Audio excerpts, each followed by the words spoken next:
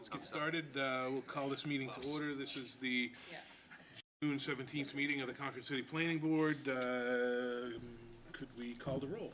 Chair Woodfin. Here. Mr. Hicks. I'm here. Mr. Fox. I'm here. Ms. Wilbur. Here. Mr. Tarbo. Here. Ms. Savage. Here. Ms. Kondo-Demitraki. Here. Councilor Todd. Here. And Ms. Rosenberger is absent tonight. So we do have a quorum. Have a quorum. We'll open the meeting. First item on the agenda is approval of the May minutes. Would someone like to make a motion to approve the May 20th meeting minutes as submitted? I will recuse because of not being in attendance. Because I wasn't here. Got a couple of recusals. Move. We got a motion Second. and a second. Any other recusals? All those in favor? Aye. Opposed? That motion carries. Let's roll through a quick meeting overview. If you want to introduce Kelly to the group. I will defer to the Deputy City Manager for the Oh, introduction. perfect. Well, welcome. Good, Welcome, Mr. Walsh. good evening, members of the board. This evening, I'm very excited to introduce to you to Kelly Karen, who is our new city planner. This is day number 3 for her. The press release that announced her hiring was included in your packet, but long story short, Kelly has a degree in environmental planning from Plymouth State University, a master's in public administration from Southern New Hampshire University, experience with the state of New Hampshire, but has also worked in land use planning in the towns of Epping, Merrimack, Milford, Londonderry. Was most recently the deputy town manager in Londonderry, responsible for economic development as well as their community development activities. So she's got a lot of New Hampshire experience, is familiar with this area from working with the state, and she's a delightful person to work with, super intelligent, has a nice sense of humor, and I think she's an excellent addition to the organization, and we're excited she's here. So there you are. I concur with everything Matt said, and I also had the pleasure of working with Kelly in Merrimack for 2.5 years, and I've been very pleased to see the growth that she's had professionally from the time she worked with me 10 or 11 years ago now. Great. Well, welcome, Kelly. Thank you. All right, let's move in through. We've got a bunch of items here that have been continued. I'm going to go through them. We need to do them all. They're all to, well, one's indefinite. There are 2 and then for July. indefinites. Okay, can we do all the July ones in one lump, or want to do them individually? I prefer to do them individually, Right. just because we need to have them on the record for the, there will be no additional notice. Okay, other than that. so we've got a motion to continue item 6A indefinitely at the request of the applicant. Would someone like to make a motion to continue item 6A indefinitely? So moved. Second. Motion's been made and seconded. All those in favor? Aye. Opposed? That motion carries. Item 7A has been continued at the request of the applicant to the July 15th meeting. Do we have a motion to continue that to the July 15th meeting? So moved. Second. Motion's been made and seconded. All those in favor? Aye. Opposed? Item 7B, at the request again of the applicant to be moved to the July 15th meeting. Would someone like to make a motion to move item 7B to the July 15th meeting? So moved. Sorry, I said that wrong. Continue item 7B to the July 15th meeting. We've got a motion. Is that okay? Second. And a second. All those in favor?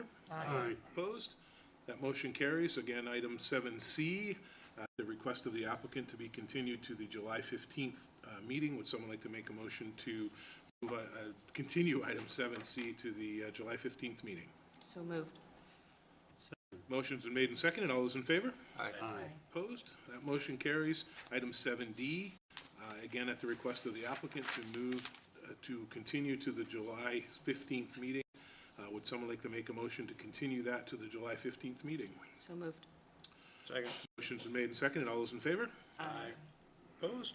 That motion carries. And finally, item 7E, at the request of the applicant to be moved to an indefinite date or indefinitely, would someone like to make a motion to continue item 7E indefinitely? So moved. Second. Motion has been made and seconded. All those in favor? Aye. Opposed? That motion carries. One more item. There's been an awful lot of discussion regarding the non-public session at the end of our meeting, which is non-public. sorry. The other business item on our agenda for planning board review and feedback on the master plan update. That is a internal conversation. That's not a public hearing tonight, so there'll be plenty of opportunities on public hearing. Somebody somewhere said there's public hearing, and some other people started talking about it, but it hasn't been noticed as a public hearing, and we won't be taking any public testimony. So if you want to hang around and hear what we have to say, outstanding, we'd love to have you, but as far as feedback, we won't be hearing the feedback from the public tonight. We will be hearing it in the future. If you're here for that, that's when we'll be hearing it. Mr. Chairman, for the benefit of those in the audience who may have been here for one of the items that was continued, the items that were continued are 80 Store Street for the lighting architectural design review, 3 Palm Street for a condominium subdivision, 47 to 49 South State Street for a site plan and conditional use permits, 110 Manchester Street major site plan, 52 Lock Road, and 5 Ormond Street. So if you're here for any of those applications, those have been continued. And again, the master plan discussion will be a board-level discussion that we'll be talking about, but won't be having any public testimony. So if you're here for those, you're welcome to stay, but, okay. So moving right along is item 5 on our agenda, design review applications by consent. Again, items in our agenda here are 5A, 5B, 5C, and 5D, oops, E, and 5E, sorry. 5A through 5E. Any member of the audience has any questions, concerns about these applications? They're taken by consent, which means the board has reviewed the packets, all of the architectural design review comments and concerns. Any member of the board wish to pull any of those items, 5A through 5E? Any member of the audience have any questions or concerns about any of those applications? If not, would someone like to make a motion to approve items 5A through 5E by consent with architectural design review recommendations? So moved. Second. We've got a motion and a second. Any discussion? All those in favor? Aye. Opposed? That motion carries.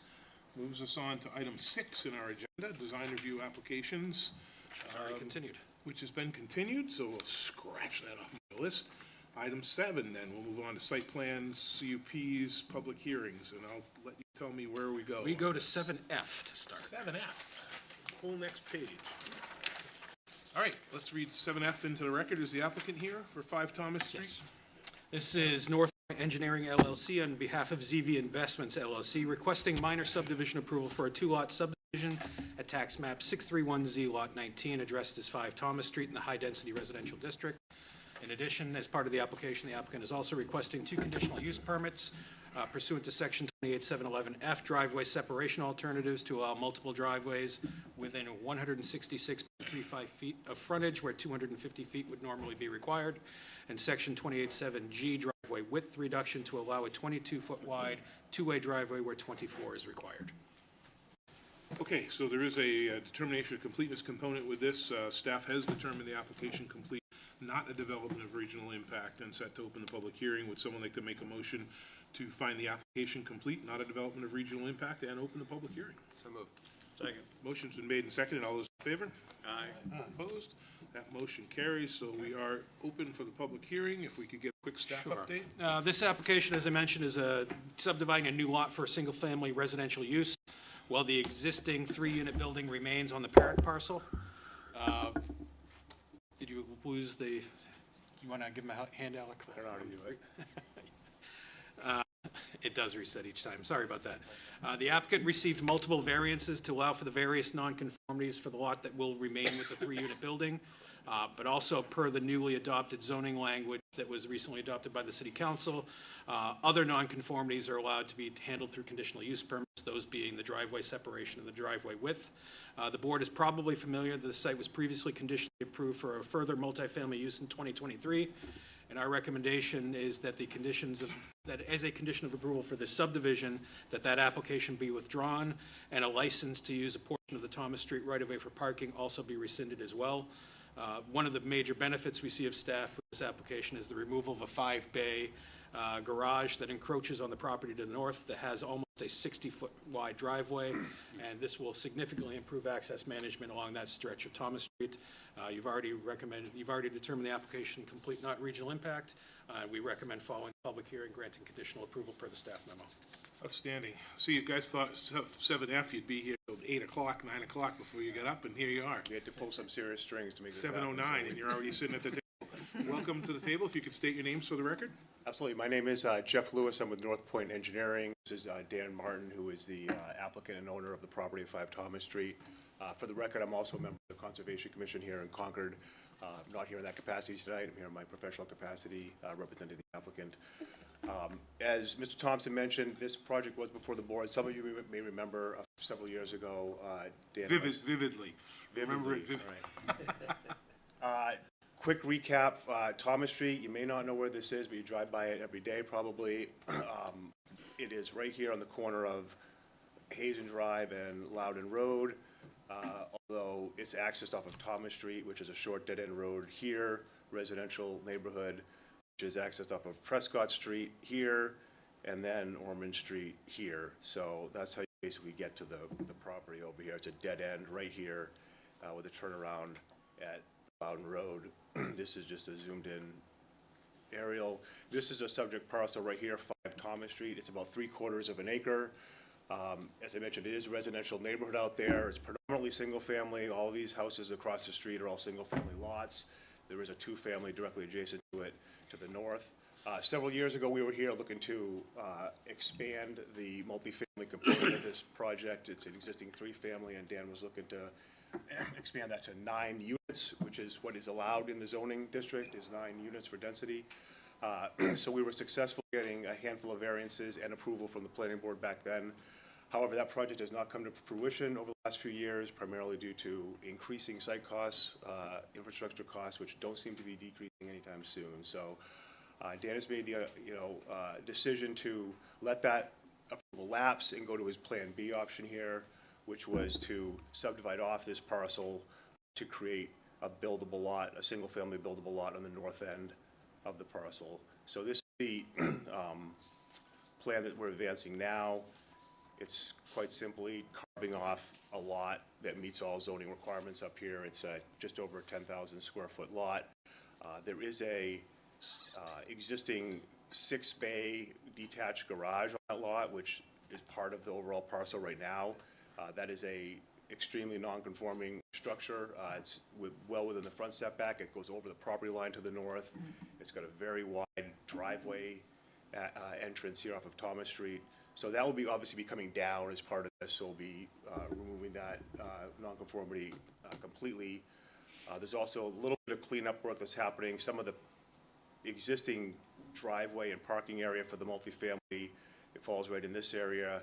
We will be removing a little bit of pavement in there to pull that pavement so that it's 5 feet away from the proposed property line, which complies with the zoning requirements for setback. Other than that, there's no changes proposed to the existing multifamily. This will remain as is in its current condition. There's no need for any further changes to that. We're strictly looking for approval to carve off this one lot for a new single-family subdivision residence.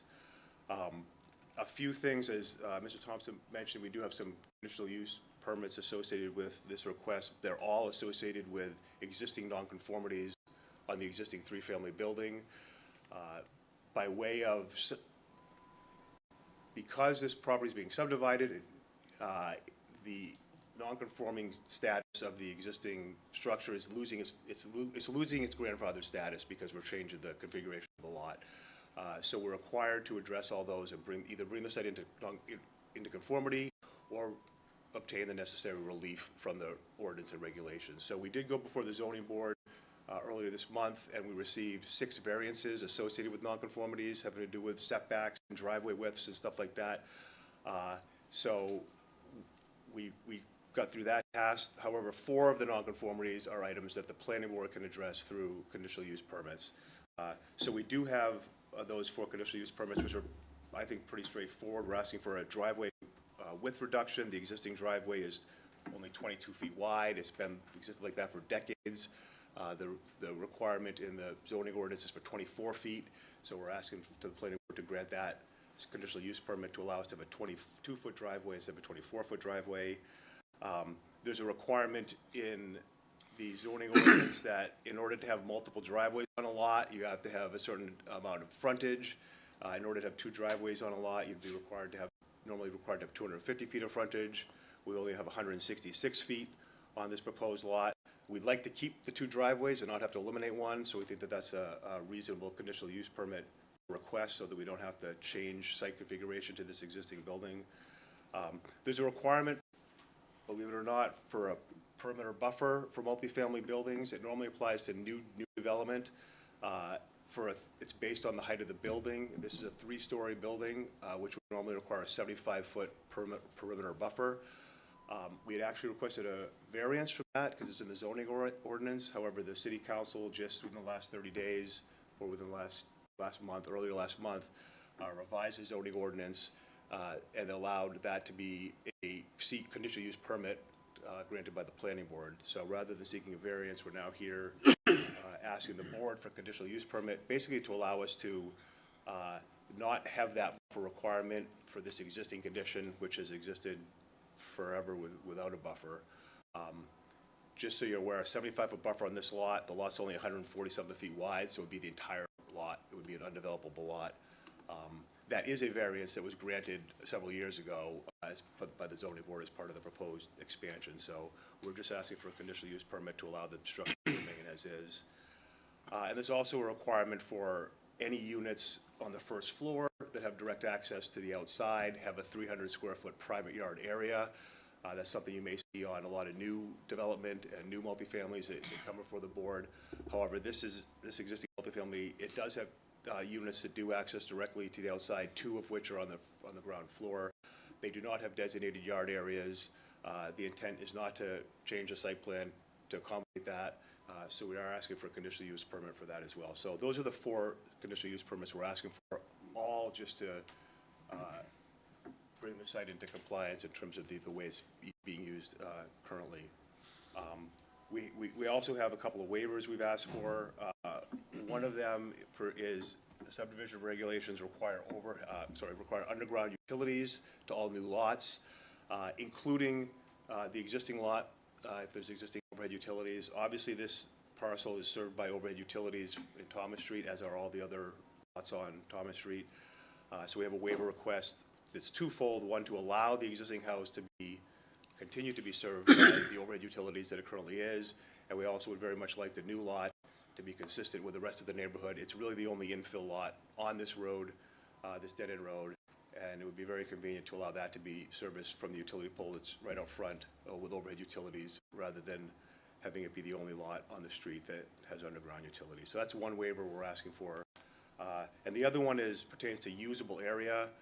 Believe it or not, we can meet the zoning requirements for lot area, lot frontage, setbacks, and buildable area on this new lot, but the subdivision regulations have a very specific requirement for usable area, which is the area inside the setbacks, that it be 60% of the total lot area, which would require us to have 6,000 square feet. We have just shy of that. We have 5,700 and change, 80 square feet, I think. So we are asking for a waiver from that requirement of the subdivision regulations. It is a perfectly suitable lot, as you can see from the shape. It's actually a bigger lot. It has more usable area than all the other single-family lots across the street. So it's not an odd shape or some narrow lot that is not meeting the intent of that standard. So we're asking for a waiver from that as well. I'll stop there. That's a lot for a 2-lot subdivision, so I don't want to touch on all those. So thank you.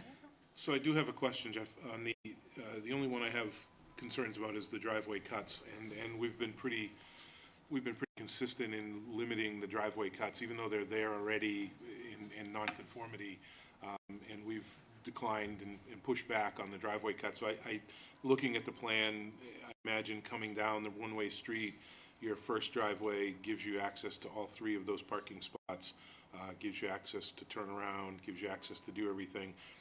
I mean, I'm not opposed either way. I just want to know if it's a cost issue of not ripping up the existing driveway that goes past, say, the front of the house or the entrance of the house. But again, nonconformity is nonconformity, so it gives us the ability to kind of look at it from a curb cut perspective. Just want to get an understanding of it. Go ahead. Just before Mr. Lewis responds, the secondary driveway, the southerly driveway, the narrow one close to the hammerhead, that was also subject to a variance that was granted by the zoning board to allow it to remain in that configuration as a one-way with less than, I think it was 14 feet. It's It's just under 10 feet. It's just under 10 feet wide, so Okay. they did obtain variance relief for that. So that was already something that the zoning board had considered as part of their overall look at the nonconformities that were to remain with the lot. So I don't know if that influences the board's position on that, but I just wanted the board to be aware. Just, travel, is it, oh, go ahead, sorry, Alec. Yeah, staff spent quite a bit of time working with their team about these things, what could be done. There are certain, Jeff could speak, there are certain site constraints, and you can note their subdivision plan is actually trying to entertain 5 parking spaces, while they're only required for the 3. They wanted to justify enough for the tenancy that they wanted there. Okay, so the 2 that are there in that picture are parking spots, actually? Is that right? So there's no, this is one day in time when when this area was taken was a pretty appropriate picture. It shows at this particular day how the people were parking there. There were 3 cars parked here, there were 2 cars parked here, there are also 2 cars parked down here, because there's a unit right here that's accessed right there. So these people are definitely going to want to continue to park here. Right, that's fine. Okay. That was my question, was what was it used for? If everybody's coming in the door and everybody's parking up top, so. And Jeff, how many units are currently in that? There's 3 units there, and there's no change proposed to the building. No That's what change it is. whatsoever, no change in use or expansion or anything. Okay, great, thanks. Confirming, thank you. Other questions from the board? Any member of the audience have any questions or concerns about this application? No? Sorry if you mentioned it in your staff review. The applicant had, those 2 waivers that he referenced, the usable area. I don't know if you I did not. Staff recommends the board granting that waiver for the reduction in the required usable area. Staff's position on the underground utilities is to partially grant that waiver. We support it for the existing use in lot 3 family. Yeah. But we would want the new lot to abide by the underground utilities, is our position on that. Okay. So can I comment on that? Sorry. Yeah. My question on that would be, this is a subdivision, so obviously the planning board gets to weigh in on this. There are other infill lots in the city that are existing lots of record. I know I believe there's one on Ormond Street, which was recently built. I don't believe there's a requirement for an existing lot of record. There's an infill lot like this to have underground utilities. So it's really just the fact that this lot's being created by subdivision that the planning board gets to weigh in on that. I'm just saying that because if there is another lot right down the street that's being built that has overhead utilities, it's just filling in the gap. So we would respectfully disagree with staff on that and ask for the waiver to be granted. What's surrounding the property in terms of utilities? Are they underground utilities everywhere else? Yeah, this is the Heights, and all the utilities here in this whole area, Prescott Street and Thomas Street, are all overhead. All overhead? Okay, thanks. Dina? In regards to the width of the northern driveway entrance, is there a curb there that would prevent you from widening it to 2 feet? Or is there some reason you wouldn't? This here? Yes. Is that where the... There's no curb there. There's just no benefit. The parcel has existed for a long time. It predates the zoning ordinance. It was, built in the 1800s, and the driveway obviously wasn't there. But there's just no issue. It's at the dead end. There's no reason when you're just talking about vehicles coming in and out of a driveway like that at a dead end for it to be widened.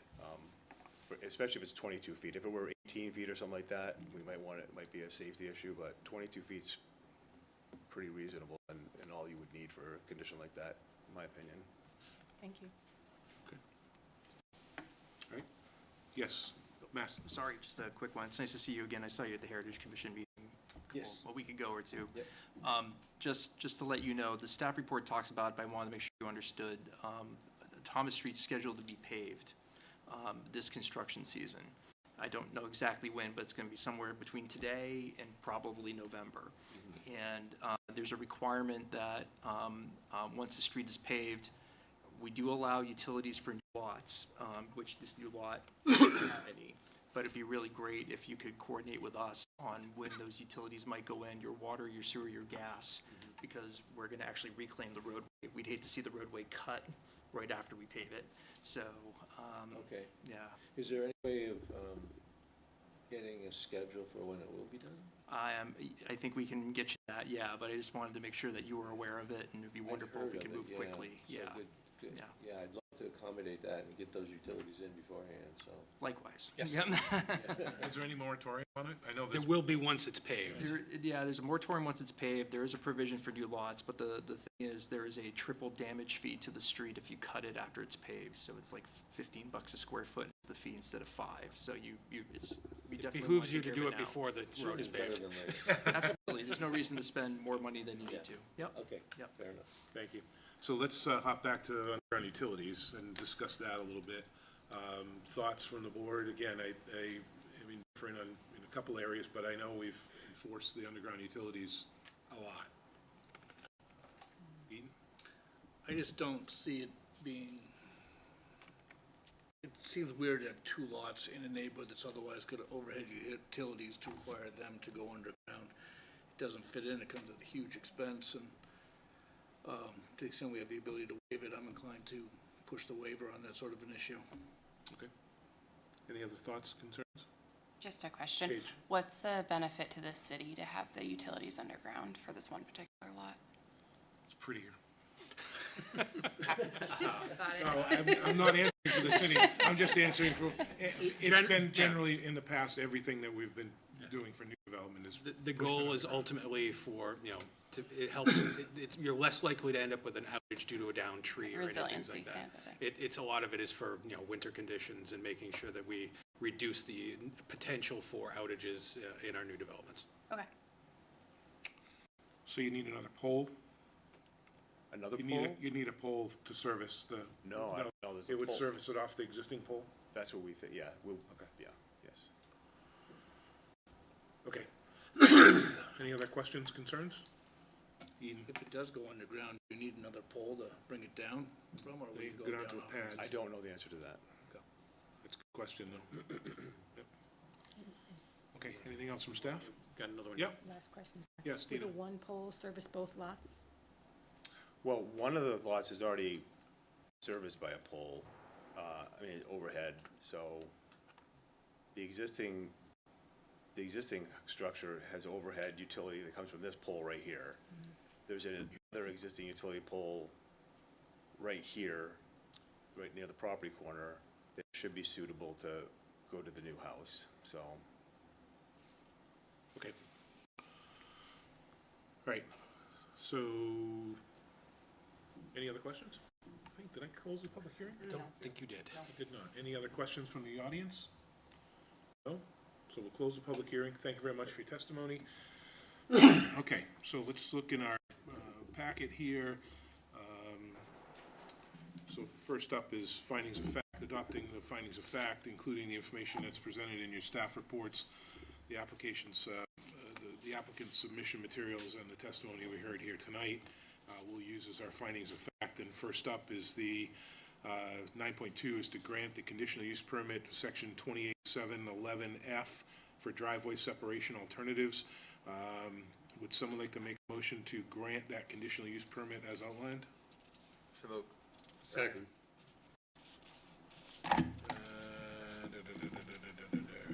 Okay, we've got a motion and a second. I think I'm okay on that. Motion and a second. Any further discussion? All those in favor? Aye. Opposed? That motion carries. 9.3 is to grant the conditional use permit for section 28711G, driveway width reduction for a reduction of minimum width of driveways not less than 18 feet where the total traffic will be less than 35 trip ends on a weekend where normally 24 feet is required. Would someone like to make a motion to grant that conditional use permit as outlined? So moved. Second. Motion has been made and seconded. Any discussion? Those in favor? Oh, Yes, you got as outlined, because we're recommending conditional approval just to sync up the expiration. as outlined. Yep, My apologies. that's okay. We got a motion and a second. Any discussion? All those in favor? Opposed? That motion carries. 9.4 is to grant the conditional use permit for section 2845D5, perimeter buffer required for a reduction of the required 75-foot perimeter buffer, and instead allow the existing 3-unit multifamily to remain in its current condition with the following conditions, and those are outlined in condition A in your packet. Would someone like to make a motion to grant the conditional use permit as outlined? So move. Second. Motion has been made and seconded. Any further discussion? All those in favor? Aye. Opposed? That motion carries. 9.5 is to grant the conditional use permit from section 2845D4, private yards required, to not require private yards for each dwelling unit for the existing 3-unit multifamily use, and instead allow it to remain in its current condition with the following conditions, and those are outlined in condition A in your packet. Would someone like to make a motion to grant that conditional use permit as outlined? So moved. Second. Motion's been made and seconded. Any discussion? All those in favor? Aye. Opposed? That motion carries. Before you Hit get me. to that, back to the waivers, which were not in part of the staff memo because they were received after. Okay, so So Alec, that you want to? is the, I'll let Alec, but that's the usable lot area and the overhead utilities. Okay, let's hit us with the waivers, Alec. We'll break them apart. Yep. Staff would recommend that the board vote to grant the waiver requests from the section 19054 usable area to allow a new single-family lot to have 5,780 square feet of usable area where 6,000 square feet is required, based on the evidence provided showing the criteria of RSA 674-36(2) and section 3508 of the subdivision regulations are met. Okay, would someone like to grant that waiver? Is it a waiver you said? Grant that waiver as outlined so eloquently by Mr. Bass? So moved. Second. Motion's been made and seconded. Any discussion? All those in favor? Opposed? That motion carries. And hit us with the next waiver was the overhead. Well, we would need a member of the board to vote to approve or partially approve the waiver from section 26021 underground utilities to allow the existing 3-family structure to continue to be serviced by overhead utilities, and or to include the new single-family home lot, depending on which way the board would like to go. Which way would we like to go, board? Do we have someone Well that would like phrased, to? Alec. We'd like to bring up that we will allow them to do the existing overhead? Eaton? I will move, yes. So your motion is to allow it for both the new lot and for the existing. Correct. All right. Second. So that's been motioned in second. Do we need to have any more language, Alec? Are we good? Based on the same criteria from the Based on the regulations. same and criteria? statute. Someone like to, so we got a motion and a second. Any discussion? All those in favor? Aye. Opposed? That motion carries. Moves us to 9.6, right? We're good? Okay, 9.6 is to grant minor subdivision approval for the 2-lot subdivision at 5 Thomas Street, subject to the following precedent and subsequent conditions, and those are outlined in precedent conditions 1 A through M, through M, and then A2 through 9, A2 through 9. and then B1 through 4. Yeah, And then we'll actually strike 4. Strike 4, Subsequent conditions B 1 through 3. 1 through 3. Would someone like to make a motion to grant minor subdivision approval as outlined? I'll make that motion. You guys getting tired? Got a motion and a second? Any discussion? Really? Any discussion? All those in favor? Aye. Opposed? That motion carries. You're all set. Thank you. All right. Moves us on to where are we? 7G. 7G. This is Hoyle Tanner and Associates Incorporated, behalf of 52 Fisherville Road LLC, requesting a minor subdivision approval for a 2-lot subdivision, certain waivers at tax map 303Z Lot 1, addressed at 52 Fisherville Road in the Urban Transitional District. I'll just run right into the staff update if you don't mind, Mr. Perfect. Chair. The application is a fairly straightforward 2-lot subdivision on Fisherville Road, Elijah and Marjorie Streets. Manufactured housing unit that was previously removed from this property, and the lot is currently vacant. Staff notes that in order to promote better access management along Fisherville Road, the existing driveway on Fisherville should be removed and the curb cut eliminated, with the new 2 lots being accessed with new driveways on Elijah Street. Staff is recommending the board determine the application complete, not of regional impact, and following the public hearing, granting conditional approval per the staff memo. Outstanding. Welcome to the table. If you could state your name for the record. Good evening. My name is Tim Bernier with Hoyle Tanner. We prepared the plans for the owners. Are the owners here by chance? They are not. So just a little side note, that was my grandparents' lot. They built the little mobile home that was there in the late 60s, early 70s, and lived there for probably 10 years. Wow. I've got photos of them building it when it was a vacant lot all the way around. So if they're interested, have them call me. Okay. I will But do go that. ahead. Sorry, I digress. Welcome back, Tim. Give us a little update on this, or a little status on this project. Sure. So the subdivision request. Sorry. determine complete. Oh, yeah, I'm sorry, I'm not paying attention, I'm worried about the pictures. Okay, so, No, not on this one. so we've got a determination of completeness component on this, and not a development of regional impact, so staff has found the application complete, not a division of regional, not a development of regional impact, and recommends opening public hearing. Would someone like to make a motion to find the application complete and open the public hearing? So moved. Motion has been made and seconded. All those in favor? Aye. Opposed? That motion carries, so the public hearing's open. Welcome, Tim. Tell us about the project. All right. Summed it up very well. This was a piece of property that had a mobile home on it with access off Fisherville Road. So the proposal was to get rid of the mobile home, which was dated, and subdivide the lot, and it changed the access from Fisherville, which obviously is getting to be quite a access way, and move the two access points onto Elijah Street, which is what we're proposing to do. We did receive a variance for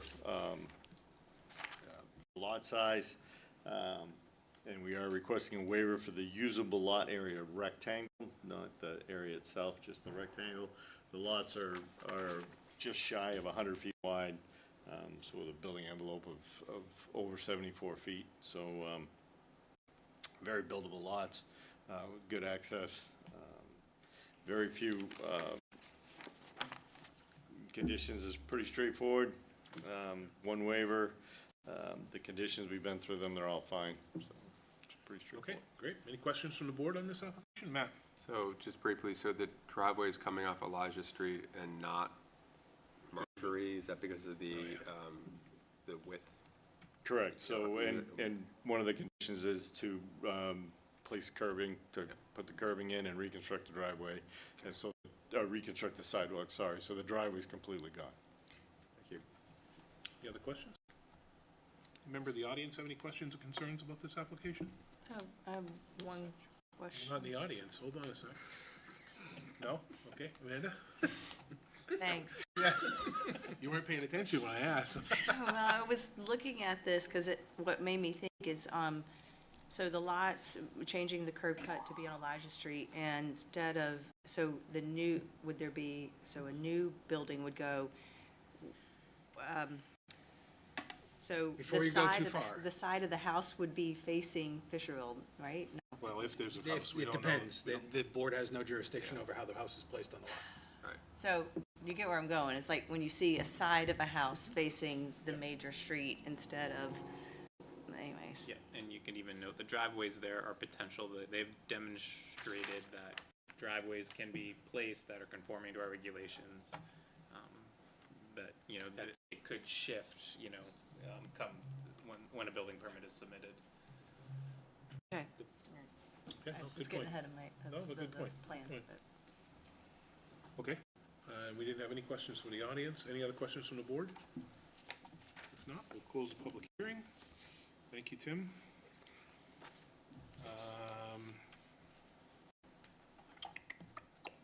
Okay, 9.1, sorry to get there.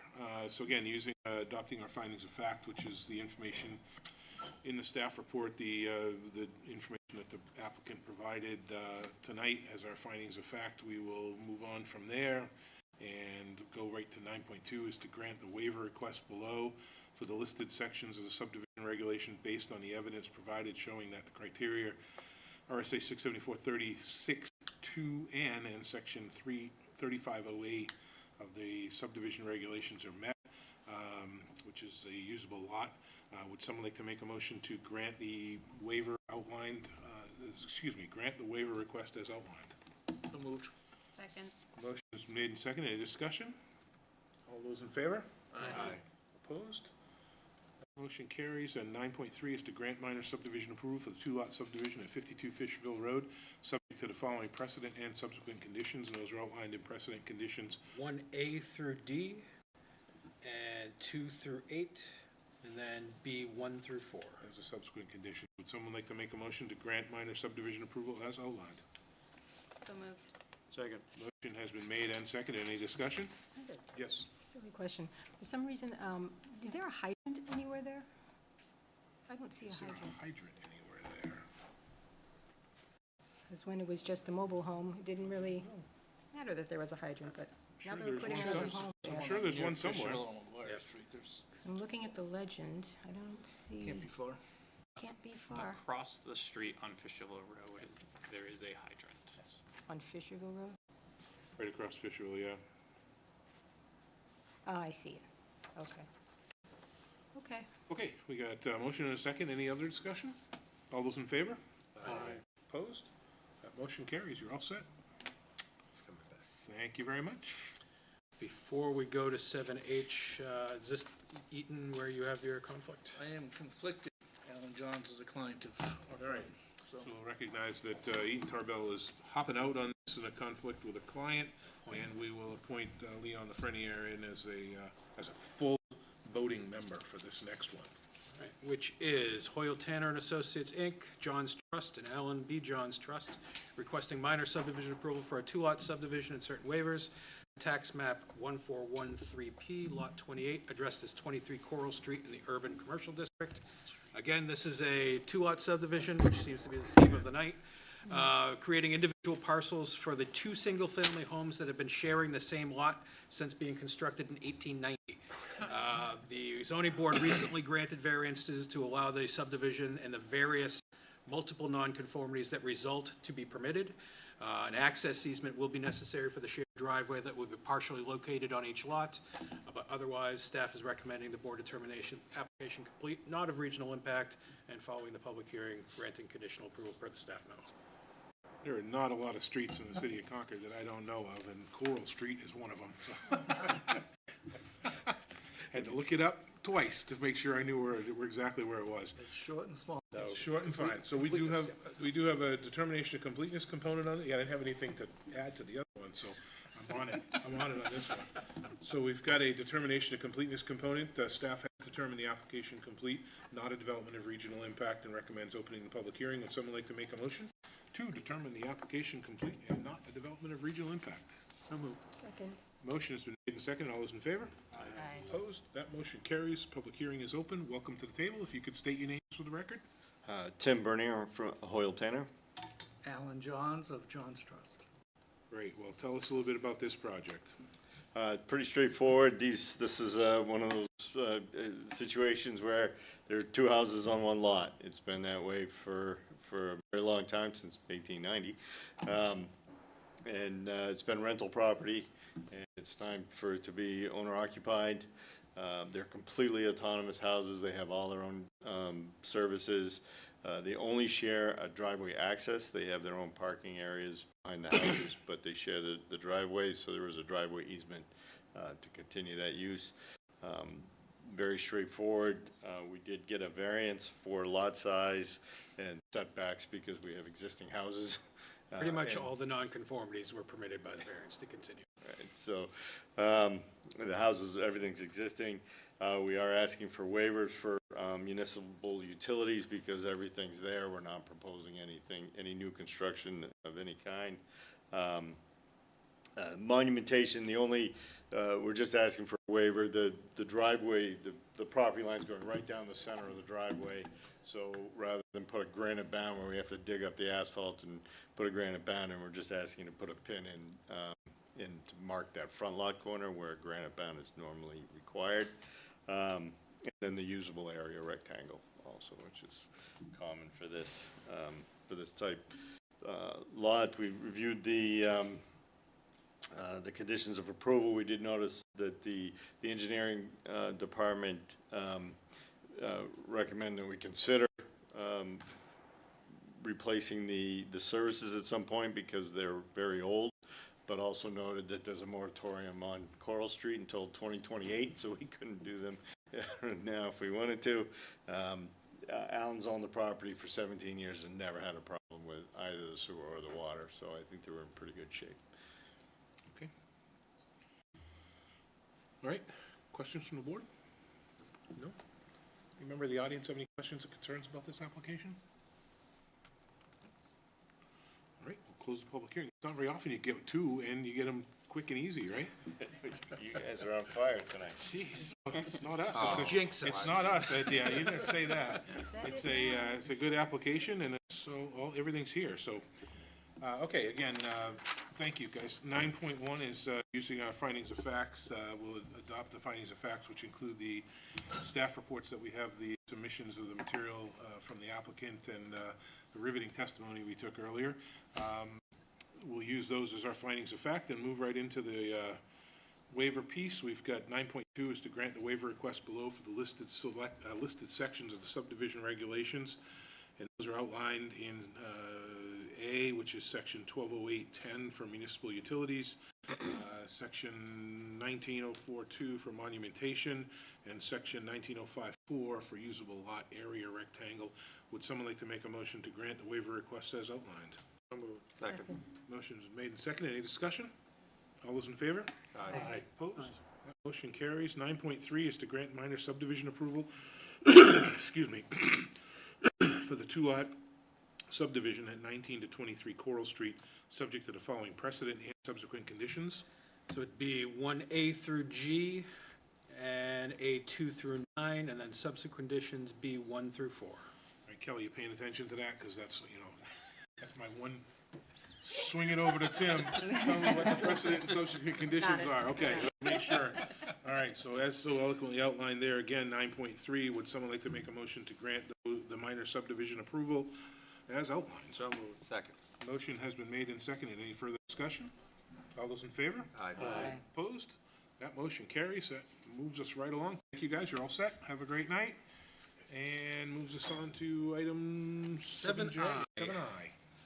Indulge me, I've got a fairly lengthy update on this one. This is North Point Engineering LLC and Mark Zaborowski on behalf of Phoenix Livery LLC, requesting a conditional use permit to allow a driveway to be located about 108 feet from an intersection where normally 200 feet is required pursuant to section 2878 of the zoning ordinance at tax map 6443Z lot 25, addressed as 117 Store Street in the Central Business Performance District.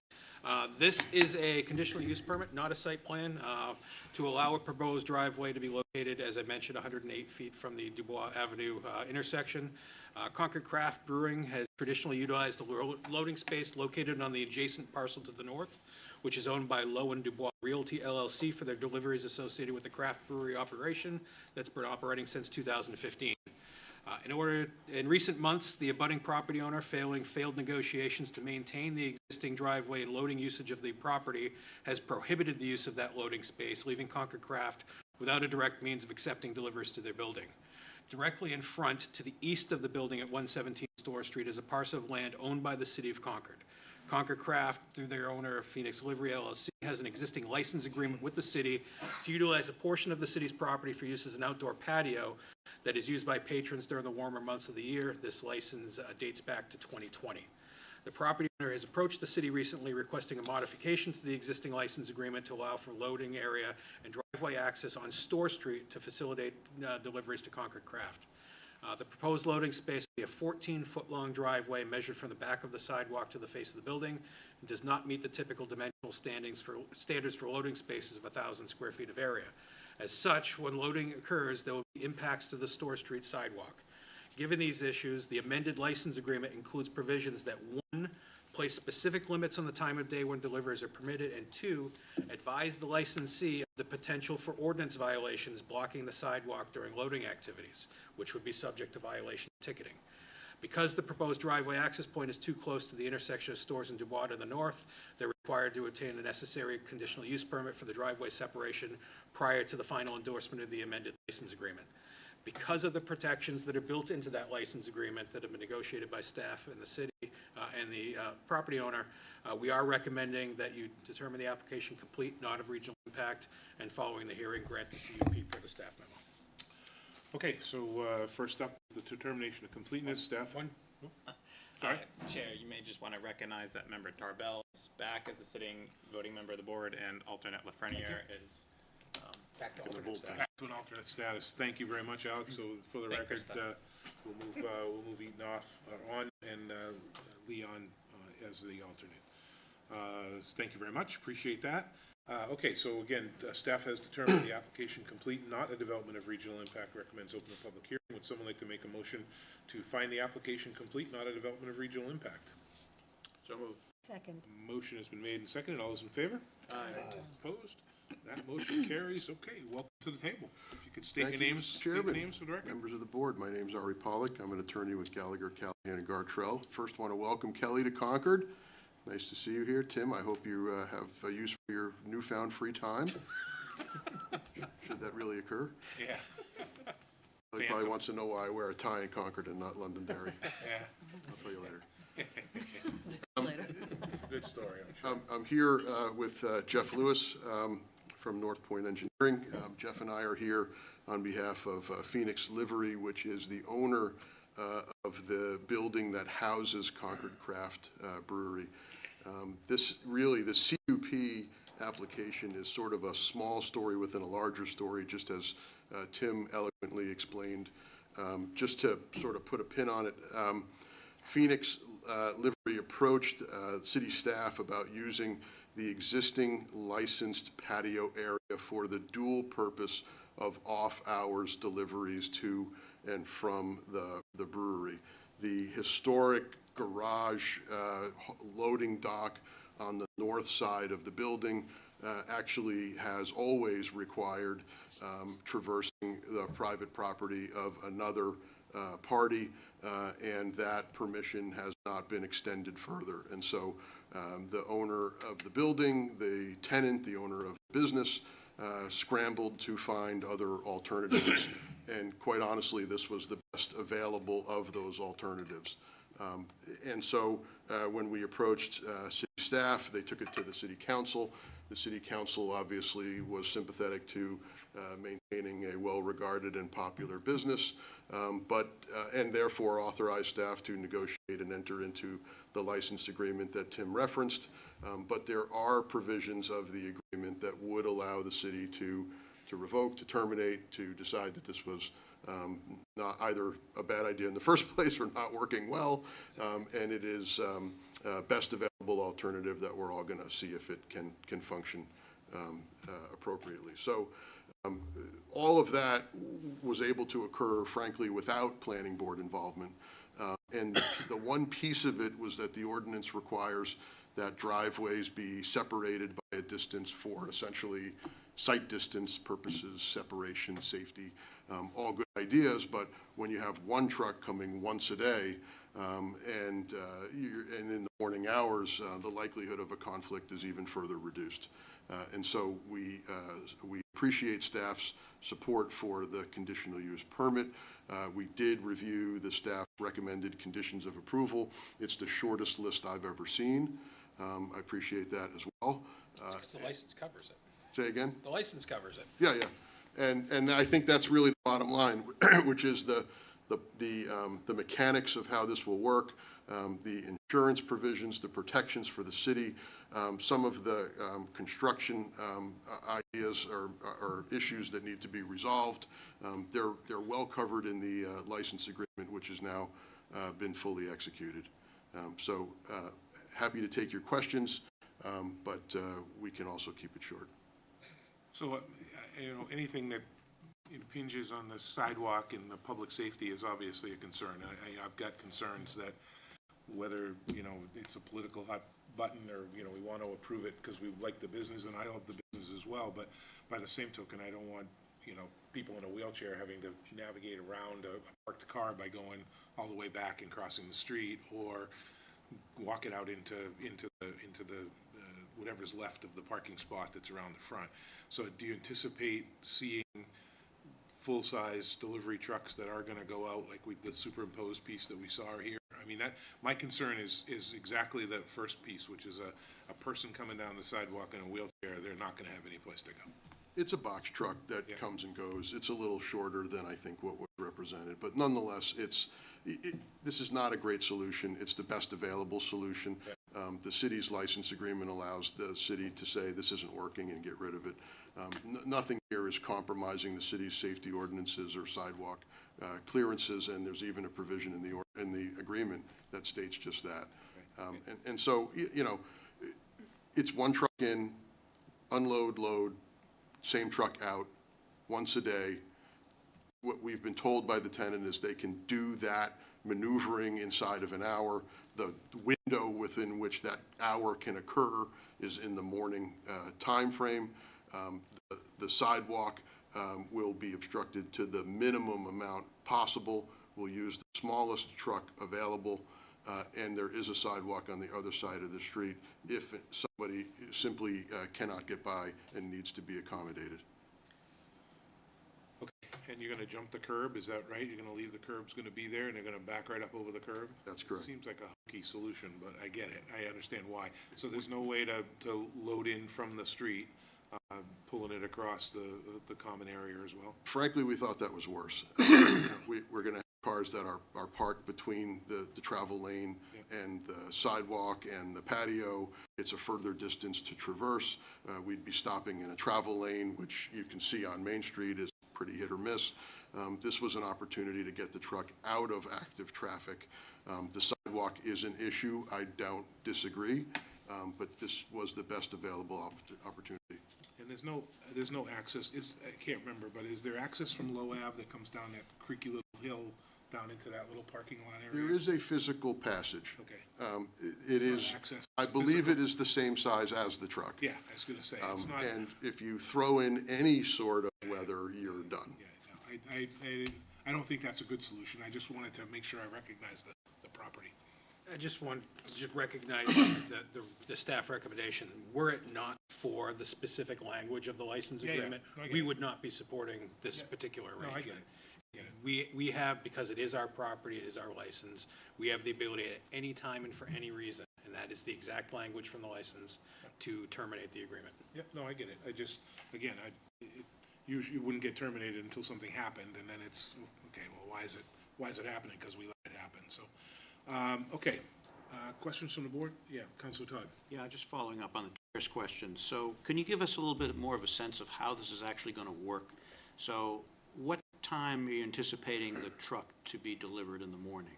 The window is between 7 a.m. and 10 a.m. Like I said, it's about an hour from arrival to departure, or under an hour. It's once a day, not more than once a day. And it backs in, it unloads. There's a gate that's on top of the entry, stoop, if you will, that will swing as the truck comes back. There are no patrons there. The brewery is not open during those hours. And staff will unload as they do now in a different location and load. I've got a couple other questions on that. So what is your plan in terms of the parking spaces that are in front? Let's say the delivery comes at 10 a.m. and those parking spaces are occupied. Are you planning to block off those parking spaces? And if so, have you got any thoughts in terms of remuneration to the city for loss of revenue when those spaces couldn't be used by? We will feed the meter if necessary. We may need to throw a cone out there to block a space. We're going to work around it, and this is all a see how it goes type of arrangement. We don't want to take up the whole space for the whole duration, because after that delivery window closes or the truck leaves earlier than the window closes, anyone else could park there for the rest of the day. Right. I'll just add, one parking space should be all that's affected by that. Okay, just one other, just a logistical question, because as you look at the photographs here, you can see that, yeah, that one's great. You can see that there's, there's barrels and there's ropes. I think I don't know if that's lighting on the top of those poles or if those are just poles that extend up. So the plan is to basically dismantle that every day and then reassemble it? The barrel just gets rolled out of the way, the chain gets rolled out of the way, the truck comes up. It's less than an hour, and the staff is very used to moving that patio furniture around as needed. It's not even set up in bad weather.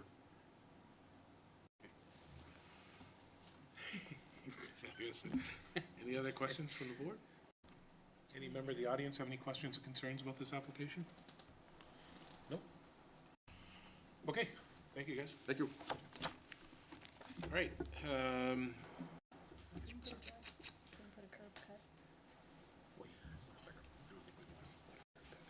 Okay, just trying to think if I had anything else. I don't think I do. Okay. 8.1 in your packets, again, using, adopting our findings of fact, which include the information provided in the staff reports as well as the submission materials and the testimony we heard, we will look at 8.2 is to grant conditional use permit approval to allow the proposed driveway to be located approximately 108 feet south of the intersection of Du Bois Avenue and Store Street, where 200 feet is required. Would someone like to make a motion to grant 8.2 as outlined? So moved. Second. Sorry, hang on just a second. So we've got 8.2 8.2 in its entirety is fine. in its entirety with precedent conditions 1, 2, 3, and subsequent conditions 1. We've got a motion and a second. Those still hold with those precedent and subsequent conditions. Any further discussion? All those in favor? Aye. Opposed? That motion carries. You are all set. Thank you. Good luck. All right, let's move on to 7J. 7J, this is Fussin O'Neill on behalf of Liberty Woods LLC, requests minor subdivision conditional use permit approval for a 3-lot subdivision, impacts to wetland buffers pursuant to section 2843D of the zoning ordinance, and waivers from the subdivision regulations at tax map 711Z Lot 6, address is 48 Courier Road in the open space residential district. This application is again for a 3-lot subdivision creating parcels for 2 new single-family homes and the 3rd lot containing an under-construction single-family residence. In addition to the subdivision itself, there is a conditional use permit requested for impacts to wetland buffers, as the lots are constrained by a variety of wetlands and requisite buffers. These impacts were supported by the Conservation Commission with the condition that the wetland buffers be properly delineated to the property line on both lots, and that the wetland buffer signs be posted along the buffers of the rear of the property. Based on the information we have, the staff is recommending the board determine the application complete, not of regional impact, and following the public hearing, granting conditional approval per the staff memo. Okay, so we have a determination of completeness component, not a development of regional impact, and recommendation to open the public hearing. Would someone like to make a motion that staff has found the application complete, not a development of regional impact? So, Motion has been made and seconded. All those in favor? Aye. Opposed?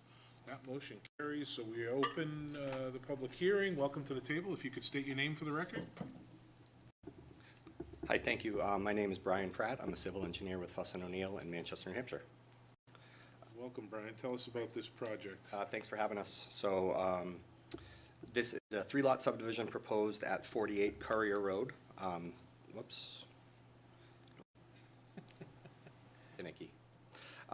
Courier Road is down here at the bottom. Reserved place is up here at the top, and our parcel is highlighted in yellow. It's a 14.7 acre parcel.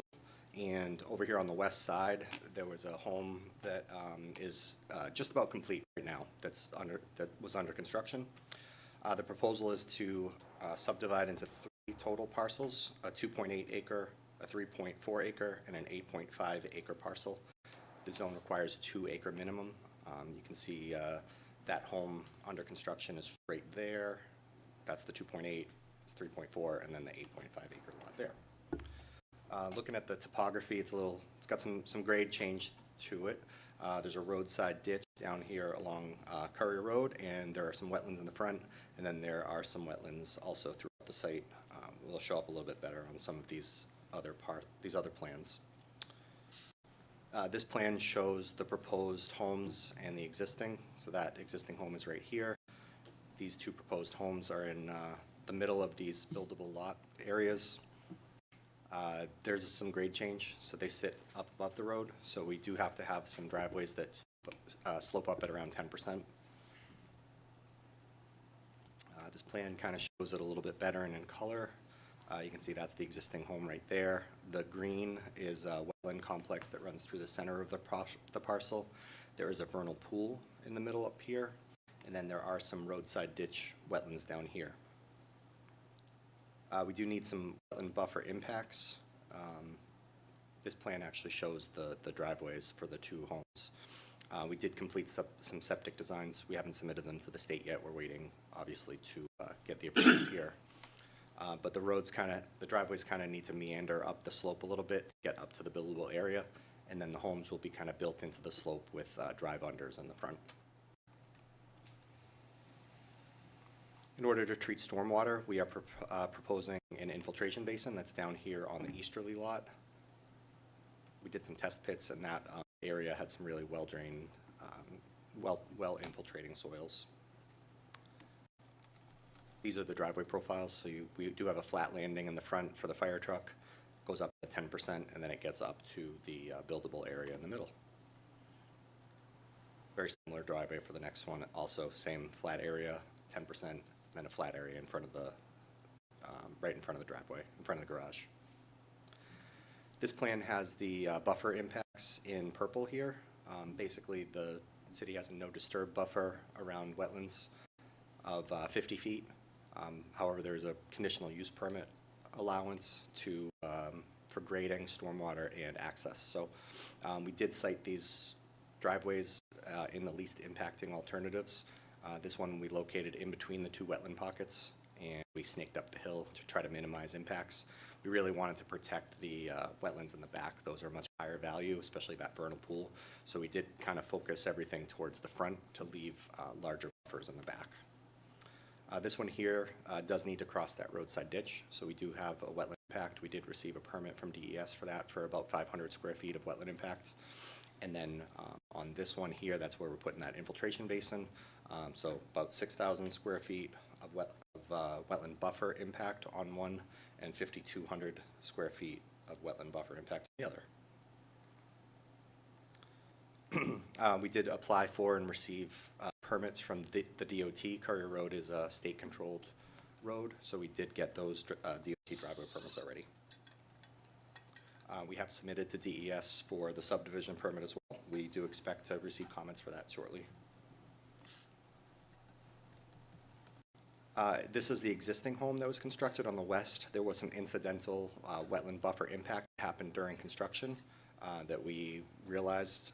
Those are shown here in the magenta color. So we are proposing some buffer impact, some buffer restoration, and we are installing placards to indicate where that wetland buffer is. We did meet with the Conservation Commission and reviewed this plan with them, and they did support that. And with the condition that we do provide those placards along the back of both of these lots as well to protect these wetlands in the back from any incidental impacts.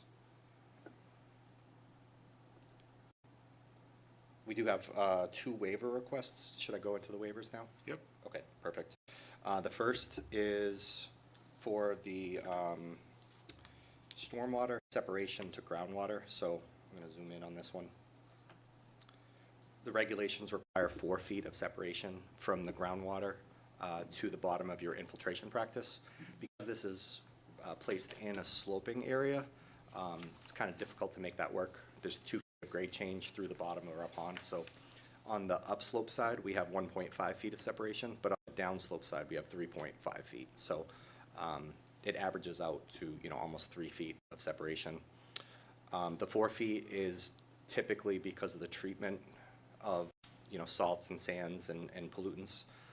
Those are typically associated with like commercial parking lots, industrial roofs. This is very clean runoff to begin with. It's residential roof runoff, asphalt shingles, residential driveways. So the strength of that stormwater is going to be a lot lower than like a commercial. So because of that, the water is a lot cleaner than it typically is. So we really don't need that full 4 foot of separation. We did try to minimize buffer impacts and wetland impacts with this. So we tried to balance, what was reasonable, what worked. So we're asking for that to be reduced. We did catch up with engineering. They initially did not support that waiver. However, I had a meeting with engineering, and they did indicate that they do now support it with the additional information that I provided. Okay, so in our packets, 9.2 is the recommendation is to deny the waiver. Right. We'll get an update from them after, but your understanding is that you're... Yeah, I had a Zoom call with Okay. engineering, Right. and we had some email exchanges back and forth, and I did see the We'll hit email. that up then when we get to that. Okay, Perfect. go ahead. Yep. The next one is similarly, it's another stormwater waiver. The ordinance requires that you decrease peak flows for storm events in the 2, the 10, the 25, and the 50-year storm. This design does reduce all of those storms. However, there's a slight increase in volume. The ordinance requires that there's no volume increase in the 10-year storm. We have a really, really minor increase from 0.743 to 0.754, so it's a 0.11 acre foot increase. We did try everything we could to possibly decrease that. It's a very tricky it's very tricky when you change one thing like an outlet structure. You get the volume to work, but then the 100-year storm just blows everything out. So we spent a lot of time trying to balance all of the criteria. We thought that the peak flows were the most important. I did run through this with engineering as well and went through a number of different scenarios. The pond would have to be about 40% larger in order to get that volume to work. And I tried playing with the outlet structure, the inverts. We have an outlet structure with a hole in the side. I tried moving that around, and everything that I tried, it made like the 50-year storm blow out, so it would have caused adverse flooding. So in order to try to balance the wetland buffer impacts, the wetland impacts, and really make sure that the peak flows is what's most important, and it's less than a 1% increase in the volume. So it does flow off-site to a wetland complex down across the street, so it's not flowing like directly to somebody's yard or anything. So we're just requesting a waiver for a really, really small reduction in that volume. And engineering did support that after we had our call. Okay. Anything else? I think that's it. We did receive comments from engineering. We have no problem with those comments. They're all minor in nature. There were some abutter concerns that I could run through now or wait for the abutters. Yeah, hang on to that. Sounds good. I think that's it then. I'm happy to take questions. Okay, questions from the board? Eden? I'll admit you were talking over my head with the volume increase. I want you to dumb that down for me. Sure. Thank you. Yeah, sure. So, like I said, the peak flows are the most important. Basically, we compare how much stormwater flows off-site before the development occurs and after the development occurs. And the rules say you don't want to increase that peak flow. So if you have, 10 cubic feet per second flowing off, in the post-development, you want to make sure that it's less than that. The volume is a little bit trickier because the volume gets spread out over time. So we're decreasing the actual amount of flow that hits at like a certain time, but because that pond retains water, it like trickles water out. So over time, the volume of water is a little bit higher than the volume in the pre, but it's controlled. So the rate is slower, but the volume is slightly higher. So slightly more water is flowing off the property in the post condition than pre, but it's at a lower rate. You're talking about after the rainstorm came and went, more water's coming off the property for a short period as the drains out because it didn't. Yeah. It held the water for a while, but it still has to ultimately shed it. Exactly. I Yep. got it. Yeah, it's complicated. It's nearly impossible to meet that regulation without infiltration because the water has to go somewhere. So luckily we do have the infiltration basin on site, but it's in the grand scheme of things, it's not massive, right? You said less than 1%, and that's the largest deviation. It's it goes from 0.743 acre feet to 0.754 acre feet. So it's negligible. It's imperceivable. Just picture an acre foot, right? Oh, yeah. All the time. It's that an acre foot is a foot of 212 by water 212? Over an acre. 1 foot of water over an area of an acre. So Okay. that's an acre foot of water, and we're going 12 by 212 by 1, right? Would be Exactly. an acre foot. Got it. Yep. And then what was the increase from 0.7? 0.743 to 0.754, so it's 0. Less than a tenth. 0.01. Less than a tenth. Less than a hundredth. Less than a hundredth. Take Less that than a back. hundredth of an acre foot, yeah. Okay. Or 1/100th of an acre foot, yeah. So it's realistically it's like a few hundred gallons Okay. over a big storm. Other questions from the board? No? You member of the audience have any questions or concerns about this application? Great. I'll have you sit back. Thank you. You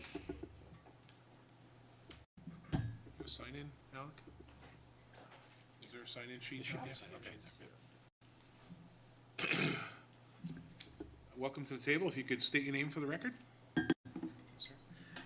I'm Cody Converse. Cody? Do you wanna? Michael Thomas Harrison, resident of Concord for 69 years. Welcome to the table. Thank you. So I have, easier for me to read off this, so I'll read. I'm not against development. Land is a resource and it's meant to be used. I just recently built a house with my uncle. On the plans, we were just north of the property, who is a developer himself, and I believe that more homes in our community are a good thing. I'm here today to ask that the board attach reasonable conditions of approval to this application to protect the wetlands that surround these new building sites. Today, the applicant represents to the board that these conditional use permits is all that is needed for reasonable use of the land. Because our regulations require all wetland buffers impacts needed for the land's use to be indicated during the subdivision process, no further impact is needed. The application depicts building envelopes, a potential septic plan, driveway, and grading, all without disturbing the wetland buffers to the rear and the side of the lots. I ask that the board discuss the implication of this. The approval depends on the finding that these lots would be reasonably usable, and that further buffer impact should not be considered an option. In the event that the septic plan cannot be positioned as depicted, or if the lot changes hands before being developed, the owner cannot impact the buffers further because they simply want a larger house or a bigger backyard. And what I'm saying there is the lots are constrained, and so those kind of constraints may come up, and trying to make a point that a larger house or a bigger backyard should be where we sacrifice.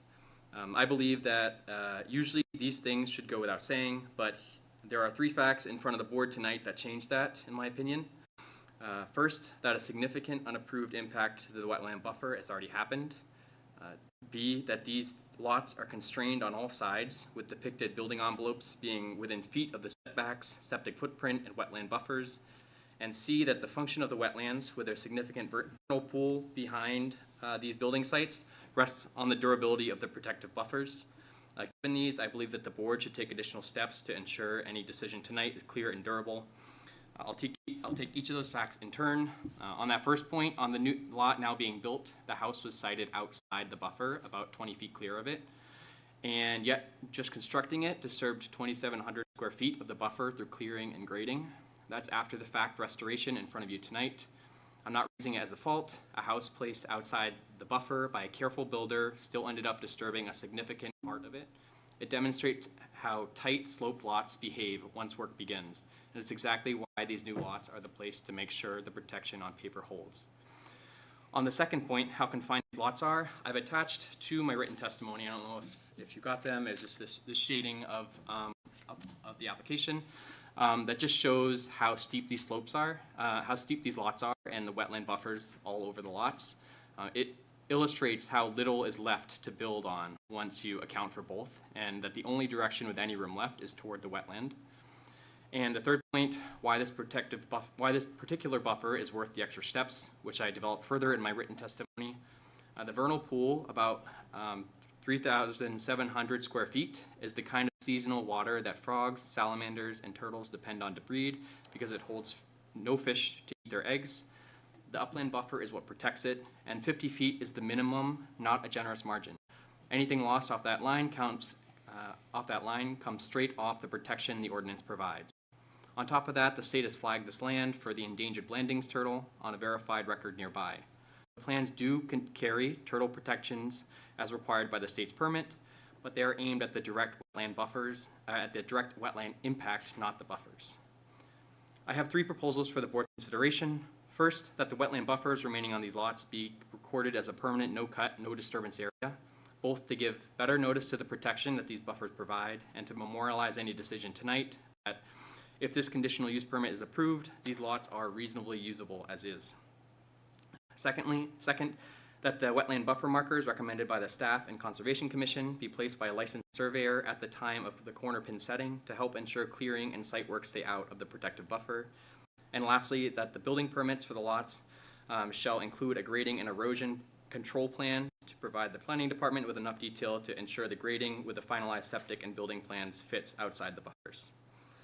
I've done a lot of research and I've done my best to draft these as actual conditions, which I've attached to my written testimony, but please take those as a starting point. I'm very new to this, and I appreciate any additions or modifications the board or staff offers. I believe it's the intent of the ordinance that protects these wetlands to keep them protected, and given we are discussing approval of reasonable use today, I believe in memorializing a finding that the lots should not be considered again for further wetland buffer relief. My hope is that, given how difficult these sites appeared to be to develop, and that even a careful builder on this site has already disturbed a significant area of wetland buffer, we protect the wetland to the fullest extent possible. I'm not against development. I believe it's important that we take advantage of the resources we have in our community. I hope that these measures will help ensure we protect the function of the environment around us. Glad to answer any questions, whether it be about what I'm proposing or why I feel it's important or anything else I've described in my testimony. Thank you very much for your time. Great job. Thank you. Yeah, very well done. Questions from the board? Councilor Todd. Thank you. Thank you for your testimony. Appreciate that.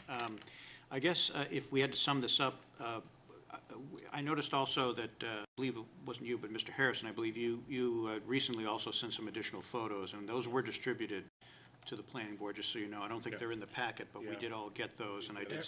They're in the packet. Yeah, just want to confirm that. And one of those was of the famous Mother's Day flood about 20 years ago. And so you said been here 69 years. Do you have any recollection of that flood and then what the impacts were during that event on your property? In other words, how close were the floodwaters to your property at that time? So, like I said, my name is Michael Harrison. I live at 38 Courier Road with my wife. Sorry. Sorry, I'm a little nervous. No, don't but, be nervous. You know, we're all friends here. So I'll tell you a little fun fact. Maybe I can. So the house at 7 Timberline the driveway used to be on Curry Road. That house used to be in Hopkinton on Patch Road. So it was moved to that location about 1860, 1870. So we're celebrating our 300th year anniversary. So I think it's, you know, people don't know much about that. Yeah. So I used to live there. Now I live at 38 Curry Road, like I said. So, sorry. No, that's okay. You can leave Yeah. it there. Yeah. You can push it back out. All right. It'll pick you up. That's All fine. right. Yep. Perfect. Yep. Because I need to relax. Yeah. We bought the property at 38 Courier Road, and I believe 2003. Then Tim Goldie did his project, Timberline, then Reserve Place. Yep. So we had the major flood in 2006. Some people remember it. I remember it because Sure. I'm a Concord resident. I don't know how many other people remember it from Concord, but it was devastating. Yep. I mean, it did, a lot of damage to St. Paul School. So the water came down off the hill onto our property, and it came within probably about 6 or 8 feet from going into our bulkhead. So Tim Goldie lived on, Reserve Timberline, so I saw him. The city engineering department came over, but everybody has changed here, so life goes on. So they said, well, that shouldn't have happened. So, we know how much water comes off the hill. So I submitted so we just had another development up top there. So all the water from all the way up where Ross Farm and everybody, we know runs down the hill. I mean, you can't tell me it runs uphill. Please, don't. So all the water comes down. So if you do calculations about an inch of water, it's a lot of water in gallons. So during that Mother's Day flood for 3 days, we had, 8 inches of rain, I think they said. So you could do the calculations of how much water came off the hill from Ross Farm down to our property. So now I look at what they've done up top there. So, and I submitted, I got another photo of, so they divert, so Tim Goldie's project on Timberline, they had curbing and catch basins. So the water stayed into the road, went into the catch basins, and then the city of Concord does own land at the beginning of Timberline. I looked it up. So the water goes there and shuts it. So today I was going around looking on Reserve Place, and the city of Concord does own 4.3 something acres there too. And that was purchased in 2018. So 8 years ago. So the water comes off the development and then goes down into the land that they want to develop. And it's kind of funny that whenever this road was put in the 1800s, and then the state maintains it, they put 3 culverts right in that area. So right in that development, if you pulled it up, you see 3 culverts. So to me, and I'm only a graduate of Concord High School. I mean, you got a lot of degrees, great, but I'm 69 years Concord resident, Concord High School. And I've been here and I've seen a lot. So you got 3 culverts in this area. So you can do the math, and there's a lot of water that sheds off. And so I think in 23 I was out walking, and there was a group of people. They were measuring the width of the road and the culverts. And I asked them what they were doing, and they said, oh, we're working for the state, measuring the culverts. And I said, well, is that because of the Mother's Day flood? And they wouldn't really tell me. But so the state must have got some more money. And they said, no, the culverts will not handle that amount of water again, because they didn't at the beginning. Yeah. So here we want to take this. So if you add it up, I think there's like 18 acres there, roughly. I'm not sure. So where is all the water going? So I look at the house, and our property's to the right. So if they cut, more water's going to flow towards my area. They're going to cut the trees. The driveway is going to shoot into our living room. And so I've been there 23 years. They haven't reached out and said, hey, what can we do to, work with you to maybe shift it over right or left? Or I look at it and say, why do we need 2 homes there? Why not just put one in the middle and let the turtles and the water flow and everything that needs to be done? And I understand, this is not a cheap home. We can all calculate and look at it. It's probably going to be a $1.2 million home. He did have sold 2 up top that for a $900,000 piece. So then I got some pictures that shows up on Reserve where they got a culvert. So then the culvert drains, and then it goes right between the 2 new homes and then down on the house that's on Courier Road. So what's going to happen there when that person buys the home and they don't realize that all this water is coming down, we have another Mother's Day flood? So you're to the right of this new Yes, I am. development? Yes. So, and the water would flow down from there to your property? It come down from, the development right down into our property and then right along. So you have to really go out and see how it's all laid out. You have to you kind of like see it. Okay. Good? Yeah, I guess, thank you. I mean, that's why I kind of asked the question, was just try to get a sense of that. I mean, I guess what I'm hearing here overall is the water's got to go somewhere, as we know. It does. And I think that what I'm hearing is the concern is that the water's going to go into this gentleman's property, most likely. And we'll ask that question of the applicant when we come back. Right, yeah, thank you. Okay. All right, great. Thank you for your testimony. Thanks. Did a good Can I job. give you some, can I give you guys these 2 pictures to show you the culvert? Pass them right over there to the gentleman, House. and they'll push them right around over here. Right. And then can we talk about if they, about the driveway and the rest of the stuff before we end it, or not? What do you need to talk about? Well, I just want to make sure that, you look at the driveway and how it's going to be shining up into our house and stuff like that, and, cutting all the trees right along the property line. I guess they can do it. Yeah, I mean, that's the nature of the Right, beast on yeah. private property development, so.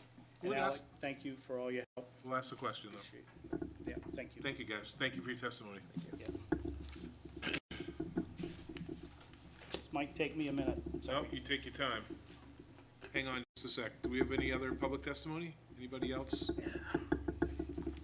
No? Okay, we'll invite the applicant back up.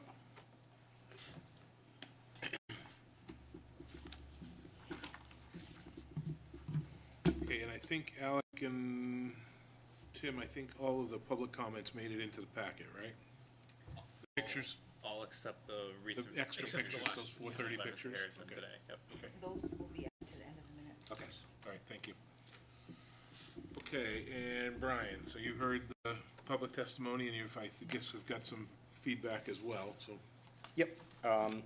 Yeah, good, very good comments. They obviously care about the environment in their homes, and I think you might have a new planning board member at some point. You know, I wasn't going to say that, but I think it's probably, if he's a Concord resident, next time you hear of an opening, you make sure you put your name in, Cody. So I'll start with the headlights issue. So I did take a look, and I overlaid this aerial photo. You can see this is 38 Courier Road right here, and I have the contours in there. So our driveway will be at elevation 374, and their house is around 385. So it's about 11 feet lower. So our new driveway will be 11 feet lower than their home. So then there will be some woods in between. And what's the buffer there? Give about 30 feet, give or take. 40 feet is the side yard requirement. For the building setback is 40. Yeah. Apologies, yeah. So, Is there a tree line there, though? yeah, the tree line is kind of this, see this like green here, and then you can kind of see the trees in there. It's about 30 feet of woods between the two homes. Well, obviously, you're cutting, and it's going to be, you're going to be able to see through, but is it? Yeah. But again, 11 feet of grade change. It is a drive-under home, so the upper elevation will be closer to the elevation of their home, but the driveway will be lower. Sorry, let me try to get to a better page, and this is moving very slow.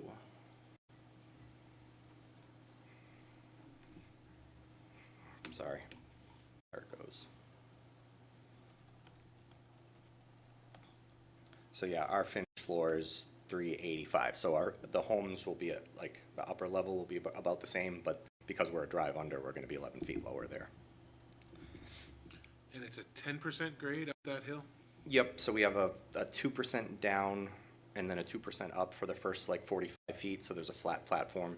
Then it goes to 10% as you snake up the hill, and then it gets to a flat 2% in front of the garage there. Okay.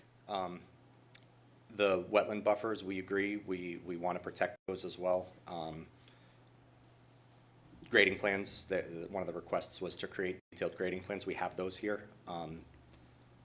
We already designed the septic system and everything, so these are the plans that will be built. The owner is not going to be selling these lots. They're intending on building these, so they're intending on building what we have designed here. Okay, and then the testimony we heard regarding a permanent no-cut, any thoughts? Yeah, I mean, the ordinance itself, it exists, right? There's a 50-foot no disturb. I don't want to add additional, like, repetitive conditions, but we are happy to put the placards at that line, at that buffer line. So The staff recommendation per the recommended conditions is that those signs for buffer go up before construction starts so that they're known prior to and to help avoid any potential impacts to the buffer itself. Is it the same developer that? Correct me if I'm Put up wrong, the other lot? the It placards is, were not yeah. put up on the first lot prior to. yeah, and we're happy to put those up first. We already talked to the surveyor. They're already queued up to get some of that stuff laid out already. So, yeah, it was unfortunate on the other one, but we didn't have the detailed grading. It was more of a simple septic design on that last one. And really what happened is a couple of the trees, their canopies are like 30 feet wide, so the root structures are the same. So when they yanked those out, it kind of ripped out some of that wetland buffer. So, you know, we staked it all out, we painted it out, we're putting up the placards on there, and we're putting in shrubs so that it makes sure that the future owners don't like mow into it, that they know that that's protected. And just for the record as well, you did go before the Conservation Commission, and there was no recommendations other than approval. Correct, yeah, other than And the signage. the placards, the signage, and then just showing these buffers more clearly on the plan. So, yeah, happy to make those changes. Okay. Stormwater, we did the full stormwater analysis. We're decreasing the peak flows, and that's really the issue. The peak flows are really the concern. Everything does flow down to this culvert in between the homes, and I can kind of point out the grading. So, again, our driveway is down at 374, and their lot is at 385, so there's physically no way that any of the driveway or the root flow will make it over there. You can see we've designed it so that everything pitches away from their homes. This backyard is intended to pitch this direction, so absolutely no stormwater will make it towards 38 Courier. You heard it here, Mr. Harrison. Yeah, when I heard it went to Goldie, never happened. I wish I had pictures. And then the other lot, is it pitched the same way? Or pitched to the middle? Yeah, so the other lot, I guess it really doesn't matter in that case because you're far away from the other side. that's further away. Yeah, so that will all pitch down to this roadside ditch in the wetlands here, and then that flows down to this culvert that goes under Courier right there. I can understand why stormwater from the development above would have made it. Let me find a plan that shows. Here we go. So this plan shows the grading all the way up, and these are the homes that were developed, I believe, on both sides. And that obviously sits way up higher. So I can see, how some of the development up behind that home would have made it to 38. But again, we're lateral or lower. So our development won't pitch any water to that property at all. The turtles were brought up. I don't know if that was brought up here, but we do have turtle flyers. One of the conditions of approval of the wetlands permit was that these flyers be provided to the contractors. We are going to add them to the plan set directly so that they're right in the plans. So this shows the contractors what they look like and what to do if they see one. What do they do if they see one? Just out of curiosity. They don't touch them and they call Fish and Game. So contact wildlife biologists. And there's no known, I mean, they're in that area obviously, so they could be anywhere, right? They could be anywhere, yeah. Probably concentrated around the pool. Yeah, they like the sandy kind of areas where they nest, they burrow in. So if there's like exposed construction sites, that's the concern is as you're digging, a turtle might come in and nest. So yeah. Okay. Great. I saw Eaton. Yeah, it's probably out of order question in terms of timing. I wish I asked it before, but what happened with the history of this property? Because it seems to be developed all around it with lakeside lots with this larger lot in the middle. So was this intentionally left larger back in the day because it's a wet lot, or was it under different ownership? I believe it was under different ownership. I'm not sure if anyone from the city knows anything more. Not in great detail. I know this particular parcel at the time of the original big subdivision was a little of how are they going to cut it apart, but I think ultimately due to the topography, it was a very difficult lot to develop, and so it wasn't. And now we're finding more creative ways to develop some of these parcels throughout. The easy land to develop has developed. It's the tough stuff that's left. I've heard that. I've heard that. All right, just wondering if it was intentionally left big because it was wet and yeah, it wasn't. It wasn't. I could find no particular condition or restrictions on this parcel as part of any of that development. Yeah, it was. Yeah, it's not. It wasn't part of that subdivision plan. I think it was a separate parcel of record. So it's not like part of their open space or anything. Correct. Got it. Thanks. Okay. Any other questions from the board? Yeah, Paige. Could you just address the grading at the corner of the lot where it intersects with Mr. Harrison's land? Is that higher graded at the end of his driveway there? So over here. Down right, in that area where the two lots intersect. I think his driveway comes in just about there. Yeah. So they're at 358, 360 in that corner. And it's 351 at the culvert. So this whole area flows towards this culvert right here. Yep. Thank you. You're welcome. Which way does it flow? Towards the west. It flows, yeah, westerly, and it'll flow under a proposed driveway culvert into the culvert that goes under I see Courier. 358. Where's 358 showing? Oh, is it showing on the Courier Road line? There you go. Yeah, right over here. So 358, 360, okay. And then it flows over here. Now it's 360. Okay. Okay. Amanda? No? Councilor Todd? Yeah, no, just one other note that we heard tonight that the abutters, I think, would appreciate some outreach and some conversations, and that's always a great way to start off as being neighbors if these houses get built, so I would kind of encourage that and see if there are any issues that they may have concerns about that you could help to remediate during the course of the construction process. The construction process alone is going to be disturbing out there. Yeah. So, Yeah, if the abutters want to meet me after, I can get their contact info, and I can make sure that they're kind of kept in the loop during construction. yeah, thank you. If it's approved. Right. Exactly. Okay, any other questions? Any other comments from the public? Yes, sir. Oh. Gotta be quick. Oh, yeah. No, you don't have to be quick walking, but you gotta be quick talking. You take your time walking.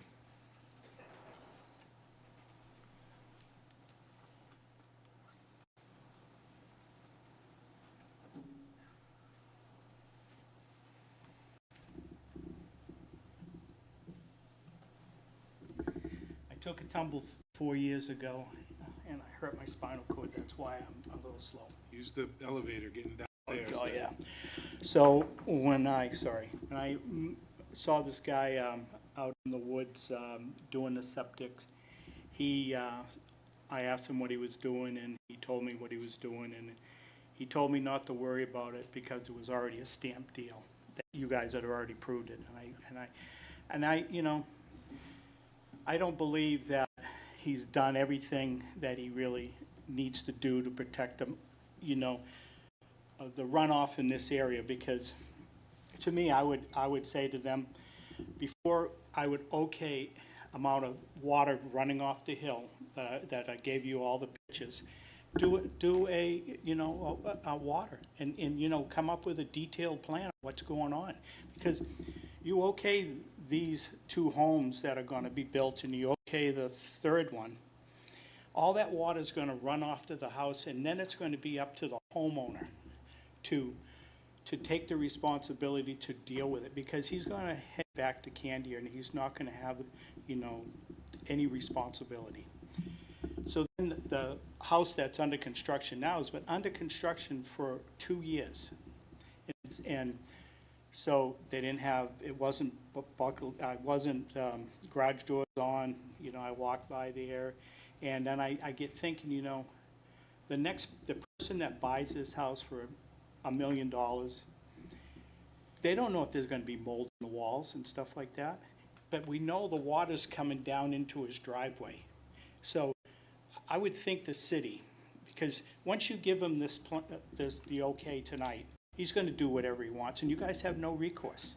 Well, that's not true. Well, but you don't, really. You know, there's a lot of recourse. Well, but, you know, I mean, I had no recourse with Tim. It's like, oh, you know, nobody, you know, when it comes down, and it's, you know, we still have water, you know. But I mean, all the regulations, all the guidelines are put in place, all the code enforcement's put in place, and they do need to build it to the standards that we expect. So when you look at the plans and it shows you that water's going to be running this way, it better run that way, or it'll have to be fixed. But you know, you give them, you know, variances, and so I look at, you give a variance. So if you have a building code and it says we're going to use 2x4s, and they come to you and say we want 2x3s, and you okay it, and then we have a problem. But so why do we have variances on water and stuff like that when we know Concord 20 years ago? I mean, it's funny that it's 20 years ago, last month, that we had that major flood. And I thought at one time during when I used to pay attention more, that Concord was trying to do water management areas and say, gee, this is a perfect, you know, place where water can go and rest before it goes over into the brook. And then we all know what it did at St. Paul School. Mm-hmm. Yep. You know, so yep. I mean, Covered you that. know, Yep. I mean, I would think you guys would do it, but you know, you guys will do whatever you want, and life goes on, and you know, and. I mean, we listen to the testimony, we listen to the experts that Yeah, tell but, us. you know, but experts do lie, you know? Well, no, they don't. Well, okay. Well, come All on. right, anything else? No, I guess Okay, not, thanks. thank you. Yeah, thank you. Okay, yes, Well, Councilor just a Todd. follow-up to one of Mr. Harris's comments, that my understanding from the testimony that was provided was that when the construction of the other homes was done, that the wetland buffer that was established was disturbed. Yes. So in those kinds of instances, what actually is the recourse for the city? That's a good question. There could be a few different mechanisms. You know, in certain cases, you know, that was a single-family home lot. Building permit was required at that time. They had to, this application actually was submitted a couple years ago and it was withdrawn, and now they're back to move forward. So it could be, we have a process for zoning violations, site plan, violations that we catch. If it was caught, it probably would have been at a certificate of occupancy level where we look at a submitted site plan, like you didn't construct what you said you're going to construct, and then we take necessary recourse. In this case, the applicant identified these issues and is bringing it forward as part of this subdivision for corrective action on that lot. Yeah, just. So it wouldn't have been found otherwise. Well, right, and then that's my question, is that you're out there and you're doing this construction work, and we don't have the wherewithal to patrol all of these construction sites. Right. So, I think what Alec was getting at, if this was not reported by the developer as part of the subdivision, when they went for their certificate of occupancy, we review the final plan, which says, okay, we actually did have an issue here. We're not going to grant you your occupancy permit until this is remediated or addressed in some way, shape, or form. So there is still that final step before somebody actually is able to move into the home, where we can check and make sure that the ordinances and regulations are adhered to. just so clarifying, so denying the certificate of occupancy. Correct. So basically, nobody can move in. Correct. Until you satisfy the city standards in Correct. one or remediate some error that's occurred along the way to the city's satisfaction. Until that takes place, that we will not sign off on their occupancy permit. Thanks, I just wanted to clarify that, thank you. Thank you. Any other questions? Any follow-up? I don't really have much to add. I want to let you know that I take my job very seriously. I'm very proud of my work. I'm very proud of my stamp. So, I take a lot of pride in the fact that my work is done accurately. So, Great. Thank you. Okay, with that, we'll close the public hearing. Thank you very much for your testimony. You can step back. Any other comments, questions from the board? Leon? Two quick ones, I think. I'm interested, of course, in what Peter's response is to the waiver that it's been represented as something worthy of approval. Yeah, 9.2. That's the... Yeah, go ahead, Peter. Right, but the written responses were, I don't know, 4 weeks ago, I can't remember. Since then, we have talked to the applicant's engineer. He gave us a lot more detail about the design. It is a careful design. It's a tough lot, but they put a lot of thought into the design, and if this is probably the best design you're going to get on these two lots. So I guess the question is, you're confirming what the applicant is represented, or the applicant's representative is representing. We are in support on that point. Just for the record, that's in support of 9.2, which is the waiver request for stormwater recharge. Correct. Okay. And the second point is that when you have a lot that is as sensitive as, or a parcel that is sensitive as this, it would be appropriate to require as a condition of approval that certification from the design engineers be provided as to the grading prior to certificate of occupancy, just confirming that the grades are actually installed as per the design that was approved. Fairly common on commercial projects. Less so on a single-family home, but not all single-family subdivisions are dealing with the sensitivity of the grading issues that this site may be subject to. So how would you phrase that in a... Well, I'm just putting it out there. I want, I guess, some staff reaction about whether that's would even be appropriate. Are we talking about a stamped as-built plan? Is that what we're asking? Affidavit of construction? Yeah, I can work on possible language. A concern I have with a single-family home subdivision is the applicant right now has indicated that the owner fully intends to construct these in the near term, construct them as they've submitted today. However, that's not necessarily required for them to move forward with the subdivision, turn this into 3 lots of record, and what will be 2 vacant lots could sit. They could, circumstances change. They could not develop them for a certain period of time, and there could be a whole new team on board. There could be different regulations, or so I have some concern about putting restrictions on the property or certain approvals in that sense for these single-family homes. And I think that's a big difference between this versus the commercial. But if it's important enough, the applicant has indicated a few things to the board. I have some potential language based on how I interpret it. If the board wanted to consider it, you could reasonably splice that in, I think. But I have concern about it and its enforceability if it doesn't move forward as constructed. Was shown today. And I understand that concern. I guess the thought process in my mind is, though, that if in fact that circumstance that you described where those lots are not developed within a period of time, yet they are have become lots of record 5 years out and developed, I mean, how are they, at that point, are they bound to developing the lots with these sensitive grading issues? How would you certify that the grading that's done, if it's not developed as per the plans that are seen by the planning board this evening, you'd have to go through some analysis at that time to determine that an alternate design would be appropriate. Yeah.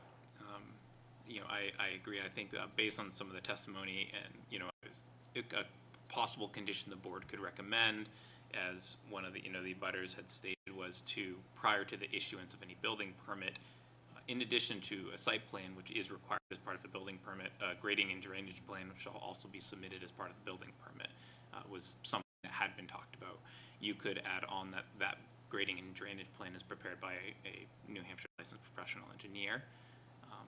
And then, if the board wanted to take that further, that same subsequent condition of approval could state that prior to the issuance of a certificate of occupancy, that licensed professional engineer needs to confirm the grading of that plan. I think that would be how if you wanted to put that restriction on these two lots, or two lots, because I don't think it would apply to the parent lot.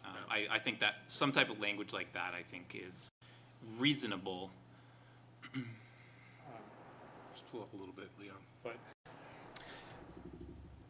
I guess the concern that I would have would be, you already have assuming that there's an approval granted by the planning board and the plan is recorded as per the design, you already have a pre-development set of conditions that would have to be adhered to. The grading is established in terms of the design intent and all the requirements that are associated therewith.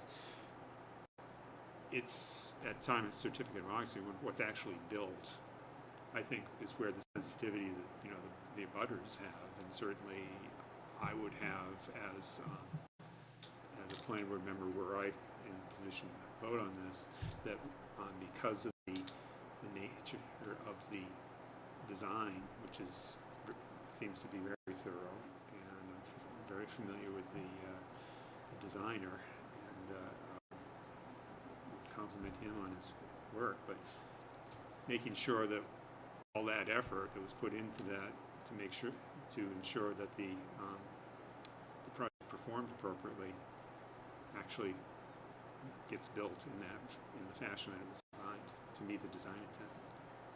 Okay.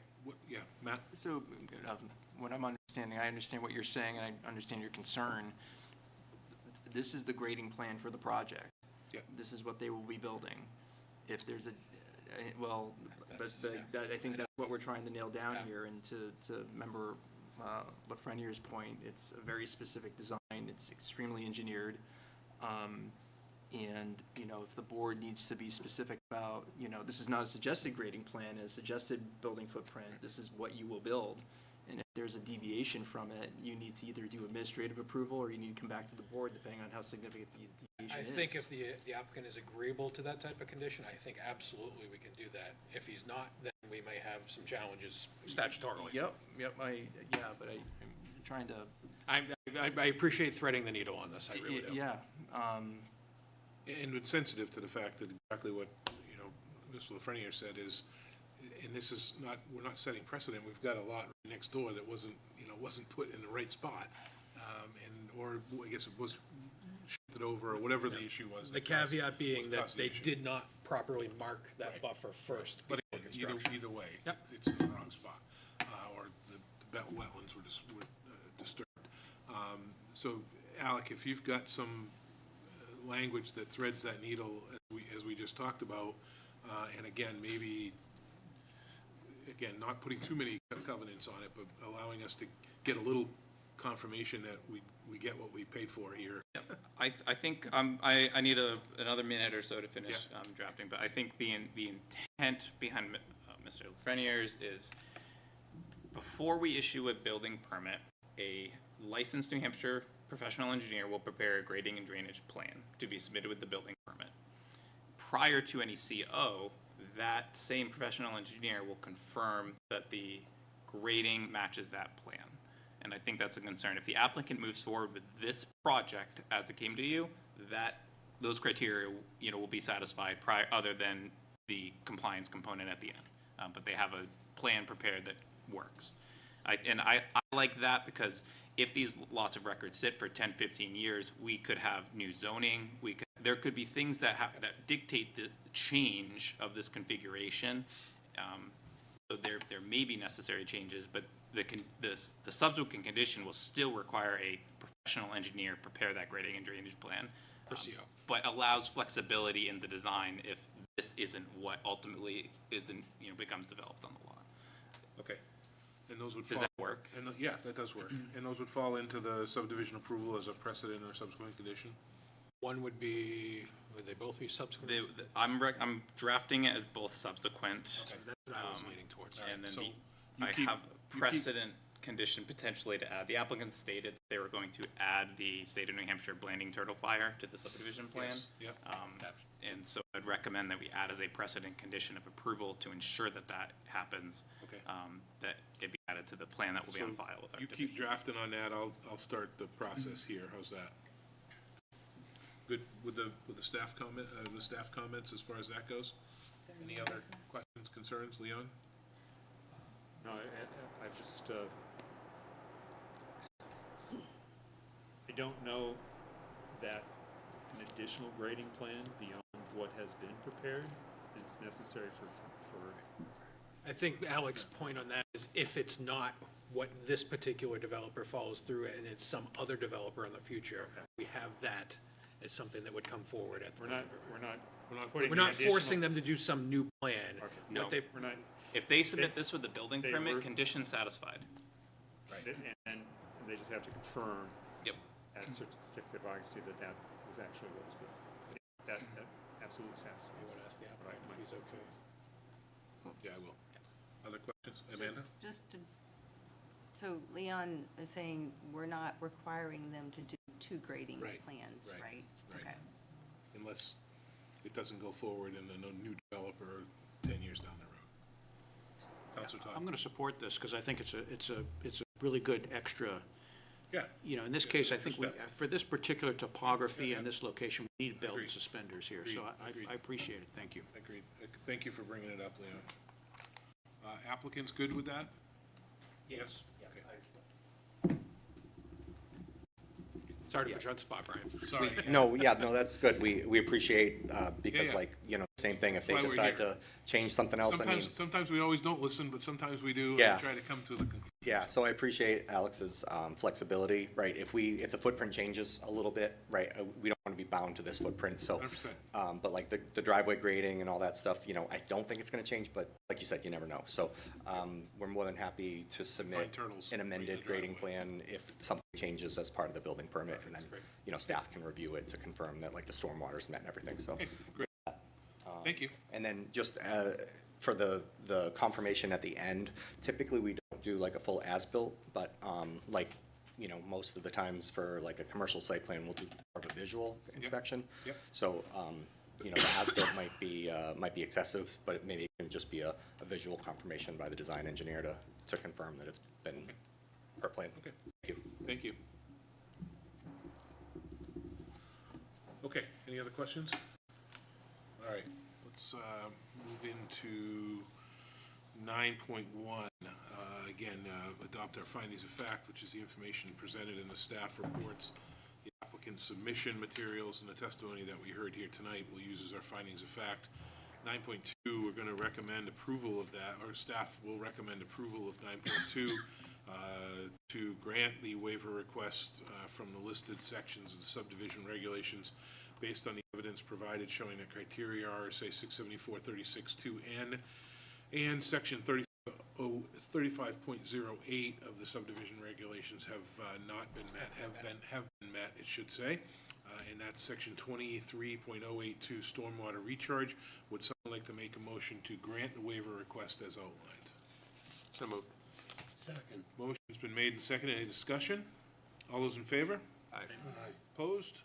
That motion carries. 9.3 is to grant the waiver request below for the listed sections of the subdivision regulations based on the evidence provided showing that the criteria of RSA 674-36-2N and section 35.08 of the subdivision regulations are met, and those are outlined in the offset flows section. Would someone like to make a motion to grant the waiver request as outlined? So moved. Second. Motion has been made and seconded. Any further discussion? All those in favor? Aye. Opposed? That motion carries. 9.4 is to grant the conditional use permit approval for pursuant to section 2843D, conditional use permits required for certain disturbance of wetland buffers. Would someone like to make them? I don't need to read all that. With the condition as recommended by the Conservation Commission. With the commission, okay. Yep, with that note on the Conservation Commission. Would someone like to make a motion to grant that conditional use permit as outlined? So moved. Second. Motion has been made and seconded. Any discussion? All those in favor? Aye. Opposed? Motion carries. 9.5 is to grant minor subdivision approval for the 3-lot subdivision at 48 Courier Road, subject to the following precedent and subsequent conditions. And those are outlined in 1A through K, and then 2 through 9, adding in the condition that the applicant add the Blandings Turtle flyer information to the updated and revised plan set. So that'll be subsequent condition 8? That would be precedent condition number 10. That the State of New Hampshire Blanding Turtle flyer be added to the subdivision plan set to be on file with the City of Concord Planning Division. Okay, so that'll be precedent condition 10 as written, as outlined? And general conditions 1 through 7 with the additions of? Subsequent conditions. Subsequent, sorry. And if this does not meet the board's intent, certainly we will let you know. But you recommend subsequent condition 8, prior to the issuance of any building permit, in addition to a site plan required for the building permit, a grading and drainage plan prepared by a New Hampshire licensed professional engineer shall also be submitted with the building permit to clearly demonstrate compliance with the limits of impact approved as part of the accompanying conditional use permit for wetland buffered impact limits as part of the subdivision approval. And then subsequent condition 9, prior to the certificate of occupancy for lot 6.1 or 6.2, the professional engineer who prepared the grading and drainage plan with the associated building permit shall conduct a compliance check of the property and submit their findings in writing to the planning division that the site has been graded and constructed per the designed grading plan. Jeez, put all that together in 2 minutes. Well done. Well done. Questions, concerns regarding that? Okay. Sorry, question.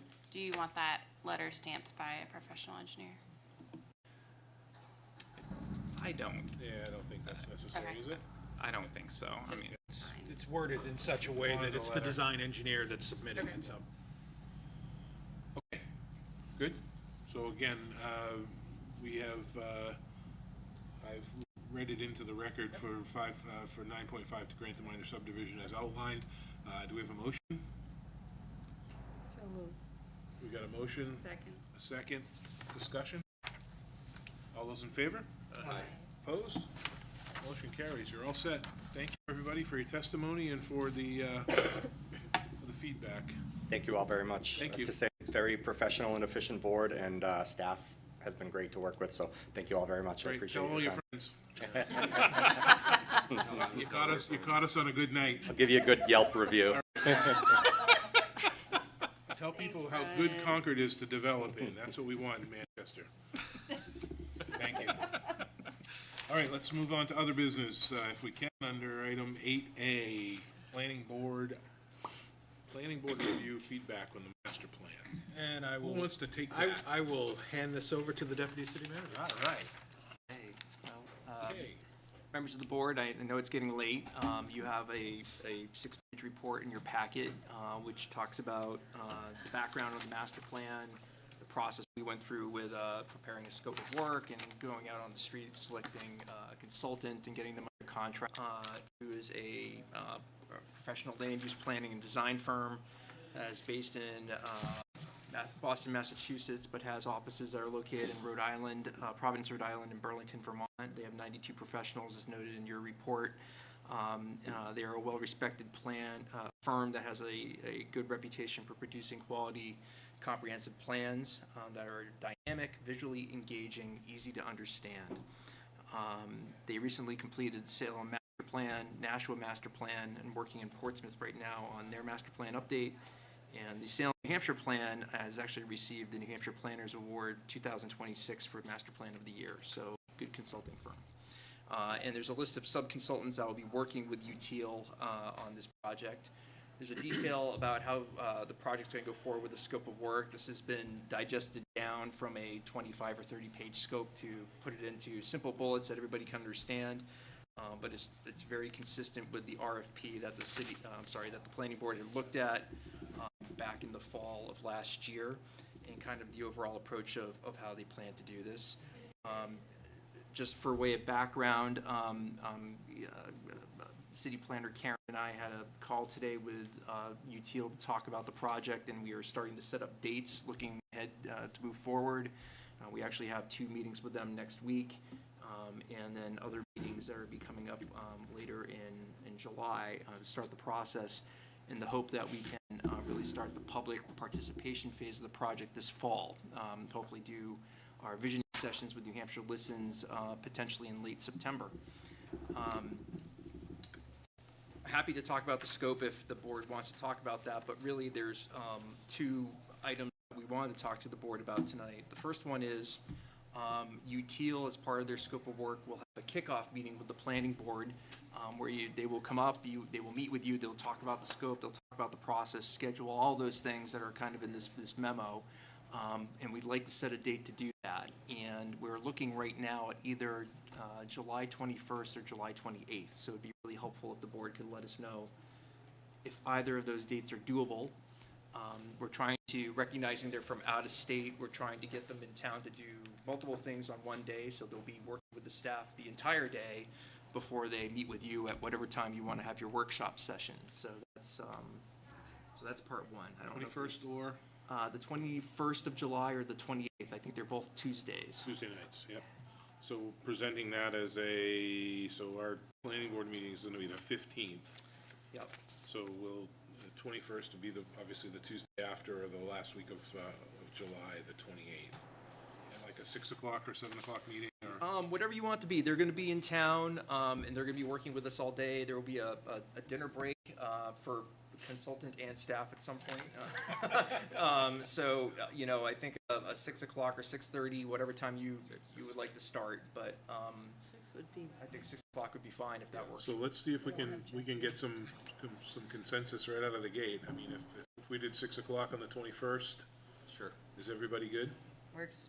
I mean, I'd like to get it I'd like to get it sooner. rolling. I'd like to get it rolling as soon as we I can. can't do the 28th, but I can That's do the okay. 21st, it's fine. 21st, good for everybody? Yeah. So why don't we lock that in, 21st, 6 o'clock? 6 o'clock on Do we get to have the dinner Barley, break too? Barley House downstairs with burgers, I preferably. mean, do we get to have our dinner break too? You're welcome to have if you need to do later than 6, whatever you need to do. Can't have a quorum. Oh, We want a happy, well-fed board. just kidding. These Cuts public down on meetings? hangriness. Public meeting? Public meeting? It'd be a public meeting. It's a public meeting, not a public hearing, but certainly it's a workshop of the board. It's a public meeting. The public's welcome to be here. It's up to the board if you want to have the public ask any questions or anything like that. But Is it noticed? We will notice it. It's okay. a public meeting of the board. So, But there will be. Sorry, there will be public meetings in the fall. Oh, yeah.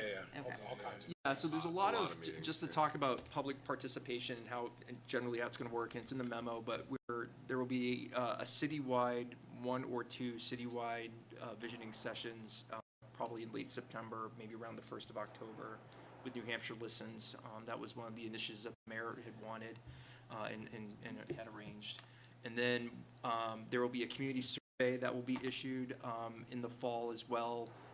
It will be translated into up to 3 different languages if the board so wants, and that will be issued. There will be also, after the holiday season, so we're talking more like February and March of next year, there will be individual neighborhood and village forum sessions that will occur. And we have 6 of those that are going to happen for all the 6 major neighborhoods basically that were identified in the Concord 2020 vision plan. So that's how it will work.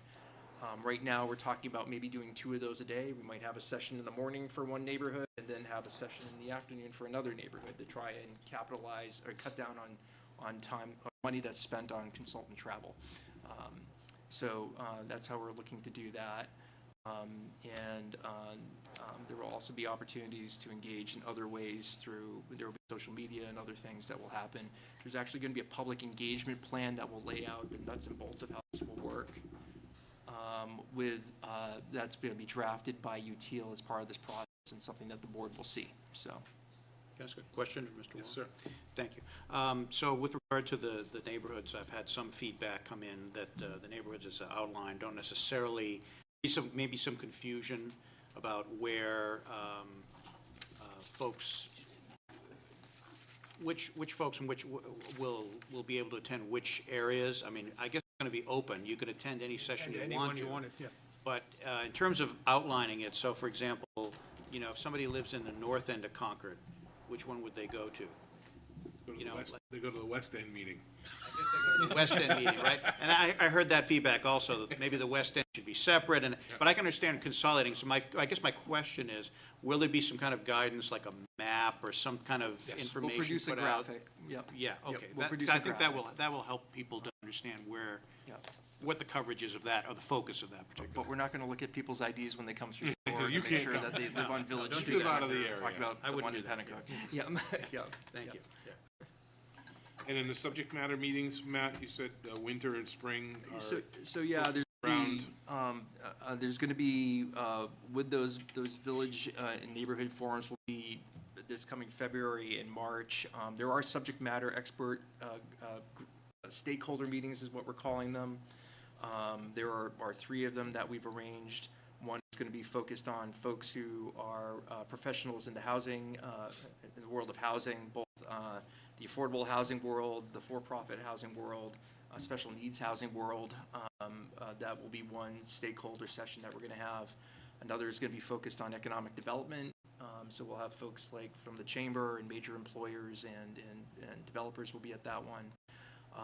And there is the 3rd one, which is focused really on the immigrant community, to make sure we communicate with those folks through the process and try to include them in addition to what we're trying to do with translating certain things. And then we have one extra one left in the budget. So if the board feels like there's another group in the community that we need to meet with, there's another reason to go back and meet with one of those stakeholder groups again. We have a spare meeting built in. There's an extra meeting built into to the budget. Yes. Yep. Like cross-country skiers. Or golfers. You're going to say pickleballers. Golfers, that's a hot button. To talk about Waterfront, that. I don't know. Where does the transportation angle fall into the whole listening informational piece? So the Or board. is it kind of goes across? I think you're gonna hear it probably both at the citywide visioning as well as in neighborhoods, because transportation issues tend to be very neighborhood specific. Especially things like sidewalks and bike lanes and bad intersections that need to be fixed. The other part of this is the consultant will be meeting with the subject matter expert boards that we listed in our RFP and in the scope that's here. Folks like Conservation Commission, Heritage Commission, EDAC, which is the Economic Development Advisory Committee, Recreation Parks Advisory Committee. TPAC is also one of them. And what we're anticipating is and there are 2 meetings that have been built into the scope for each one of those groups, as well as a whole group kickoff meeting with all those folks at the beginning of the process and one towards the end. But there will be a meeting where UTIL will meet with those folks after we finish the community engagement phases to say, here's what we heard, here's the data that we have. You all are the experts on a lot of this stuff. What do you know that we don't know? What are the areas that you're concerned about that we need to make sure we're touching on this plan? What recommendations do you have? I expect that those boards and commissions will probably work on their own and have some additional feedback, and then they'll come back and work with UTIL at the end to talk about specific recommendations and recommendations, goals, and objectives that will get into the plan. So those folks will be included as well. Good. You know, the one thing I think we really want to lean into is the social media, the online feedback, the website, anything that doesn't involve a meeting, sitting down and getting people together, where you will have to kind of hoe through the items that are in there to get to the nuggets, but there's going to be a lot more nuggets of information that we'll be able to extract out, put into the piece, and it's important, I think, that we really embrace that. You know, New Hampshire Listens is great, and I think that's a great step, but I really want to make sure that the social media piece is everybody sees it, everybody's got access to it, and can put in whatever they want, and we can hoe through that at a pretty good pace. Yep. I agree with you on all of that. The other thing is Stephanie Breton, who's our public information officer, she's actually going to be part of our kickoff meeting with the consultant that we have next week. Great. From day one to say this is how we're going to do communication, whether it's traditional communication with press releases or it's going to be we're updating people on Facebook and Twitter and everything in between. Twitter. I'm sorry, it's now. Is that still a X. thing? I'm sorry, my bad. Okay, so that was piece 1, right? Piece 1 is that. So the second piece is really asking for the board to think about how they want to manage and guide the project going forward. And so there's different ways of doing that. They both have pros and cons. The first option that was mentioned in the memo was the way that the board did it back in 2008 when you did your current master plan, the 2030 plan, is the board managed that process entirely and worked directly with staff, and there weren't really consultants at that point because it was a plan of all the plans that had been done before, but really it was a board-driven process, which works well, and in my experience I've seen that done in other places.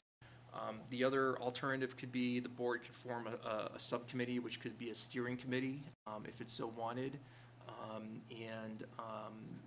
which would be persons that are appointed by the board to serve, and that steering committee would work with the consultant and staff on the project.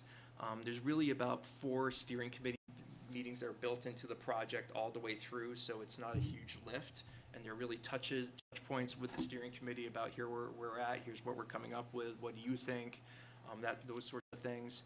Ultimately, the board is the adopter of the master plan, so therefore the board is the decider on what the policy is in the master plan. If there's a disagreement between the steering committee and the board is the final decider on whatever that policy position might be. In the memo, we took a shot at suggesting if the board wants a steering committee, which it's not necessarily something that staff's recommending to you, but we're giving you choices and ideas, that you would basically include those subject matter representatives from the subject matter committees, which are listed there. We had 6 members of the planning board, then 6 members from combined from conservation, economic development, energy, environment, heritage, recreation, parks advisory, and transportation policy. The nexus there is those are basically what your chapters are going to be in your master plan. So that's what that nexus was. The board doesn't have to decide tonight. You can think about it. You can chat with the consultant when they're here on the 21st if you want. But it's something that we just need guidance from the board about if either one of those appeal to you or if there's another way that the board would like to go about it. Option 3?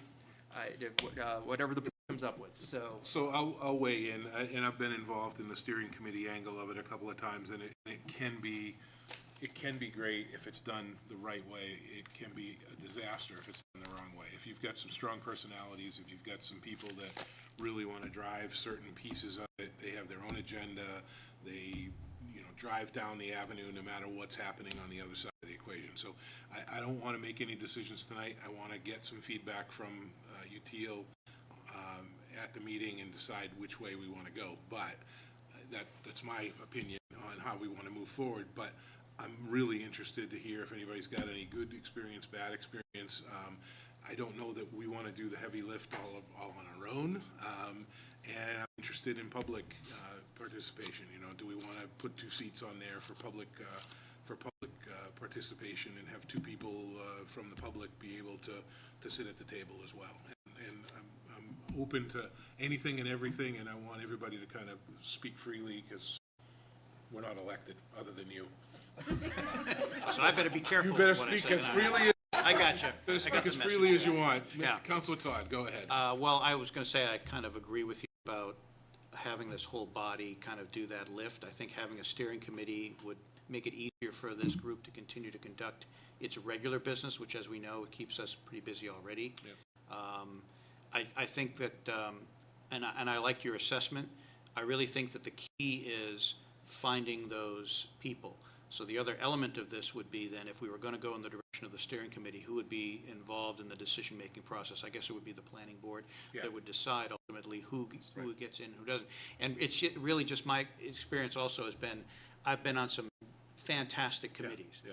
And it really just depends on the selection process and having people, submit their letters of interest and their background or whatever their intent is. And then you can hopefully be able to identify those people that are just coming in there because they want this to go their through. own personal thing in their backyard to happen or something like that, which we don't.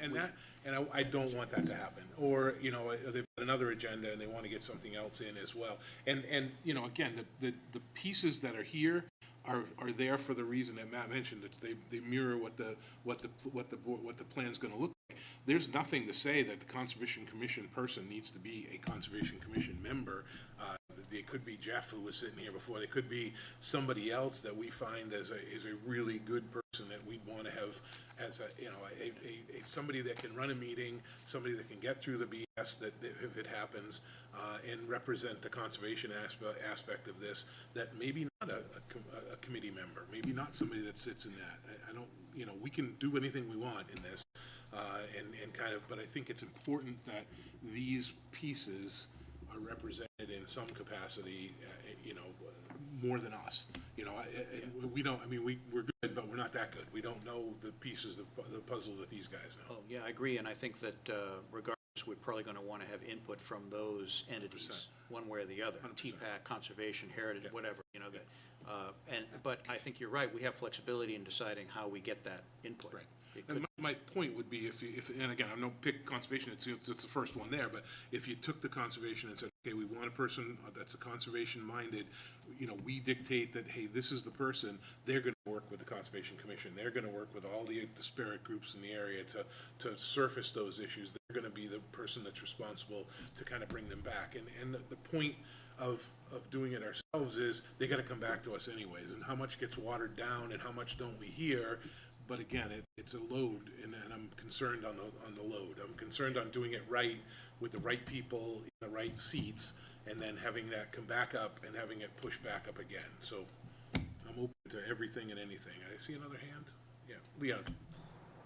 No, this was number 3 on my list of comments, so I apologize, and you can run me out of town if you want to after I finish talking. But, yeah, generally on this point, though, I do support the steering committee format. I have had similar experiences, positive and negative. However, it does always risk some interest groups feeling underrepresented. Because no matter how inclusive you try to make it, somebody's going to say, "But you didn't include us." Yeah, you didn't do this. And so that's something I think obviously we need to be very cognizant of, and the success, the potential for a project like this is really going to hinge on getting a lot of support and community buy-in. Yep. And so I think that this stakeholder process is something that could assist with that, but maybe it's stakeholder light. In terms of, having a stakeholder group that is that has a perceived responsibility to manage the process versus a stakeholder committee that has clear responsibility understood as advisory only, and that the planning board ultimately has that responsibility to manage the project. I just think that that messaging is important right up front. Right out of the gate. Yeah, I agree. And but the steering committee process can work if you can. I mean, we treat it like anything else. If it's just like design review. I mean, it's advisory, and the decision lies at the table here. And so we put them out. We let them do the piece, and then feedback comes to us, and we make the decision. And again, it adds a layer to it, and I'm sensitive to that as well. And do we want that layer in the middle, or don't we? Do we want to do it direct? So. I think that if you use it as a tool to get that that community buy-in, I think it can be very valuable. Okay. I don't know if you want me to keep going, or if you want me. What do you got? Yeah, keep going. Okay. Yeah.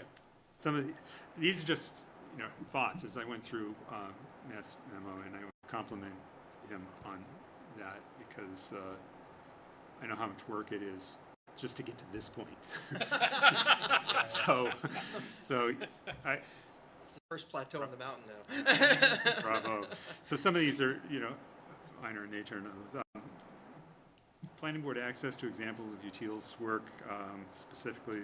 I'm kind of interested in their use of graphic representation versus being too text heavy. That was something that worked out in the last master plan that I was worked on, and fortunately we had received a number of awards for that because it I felt successfully integrated a lot of graphic representations instead of relying on textual content, and had really good feedback for that. So I assume, I can probably just go out, look at the websites for these communities where they've done their work? Or? Yeah, and they've done also Lowell, Worcester, other places. One of the reasons why they were selected by the staff was we heard loud and clear that people want a document that's easy to understand, visually engaging. The last master plan is an old school master plan. It's got excellent information in it, but it's hard. It's a slog to read through. And what we're trying to do is one of the documents that was referenced was kind of the Concord 2020 plan that was done, which had a lot of graphics in a different type of format. It was more engaging, easy for people to understand.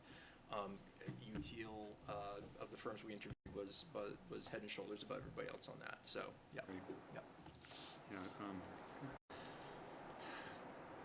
As I go back in time, I think about when was the last Concord master plan I did? That was probably 2008. 2008 was the last one. Yep. There've been other little things here and there that have occurred, like the Pennacook master plan in 2015, for example, and there was a conservation update in 2017, a sidewalk plan in 2017, pedestrian master plan, I should say. But the last real big master plan was the one that was the 2030 plan in 2008. Yeah. Wow. So, okay. What else? Does it? And these, you don't have to answer any of these, but I mean, it kind of poses questions, but it just kind of things that are in my mind. But does the budget include any costs associated with printing and publishing? It does. It's a very limited number of copies, but yes, we're hoping that this is going to be more of a digital document that people will go to the interwebs to get access to. We'll have some hard copies of it for certain locations, but we have a limited budget for printing a few dozen copies. We started out that way in the last one I did in Manchester, and it was the demand was so heavy that I actually went back and got additional funding. Yeah, still have it. yeah. And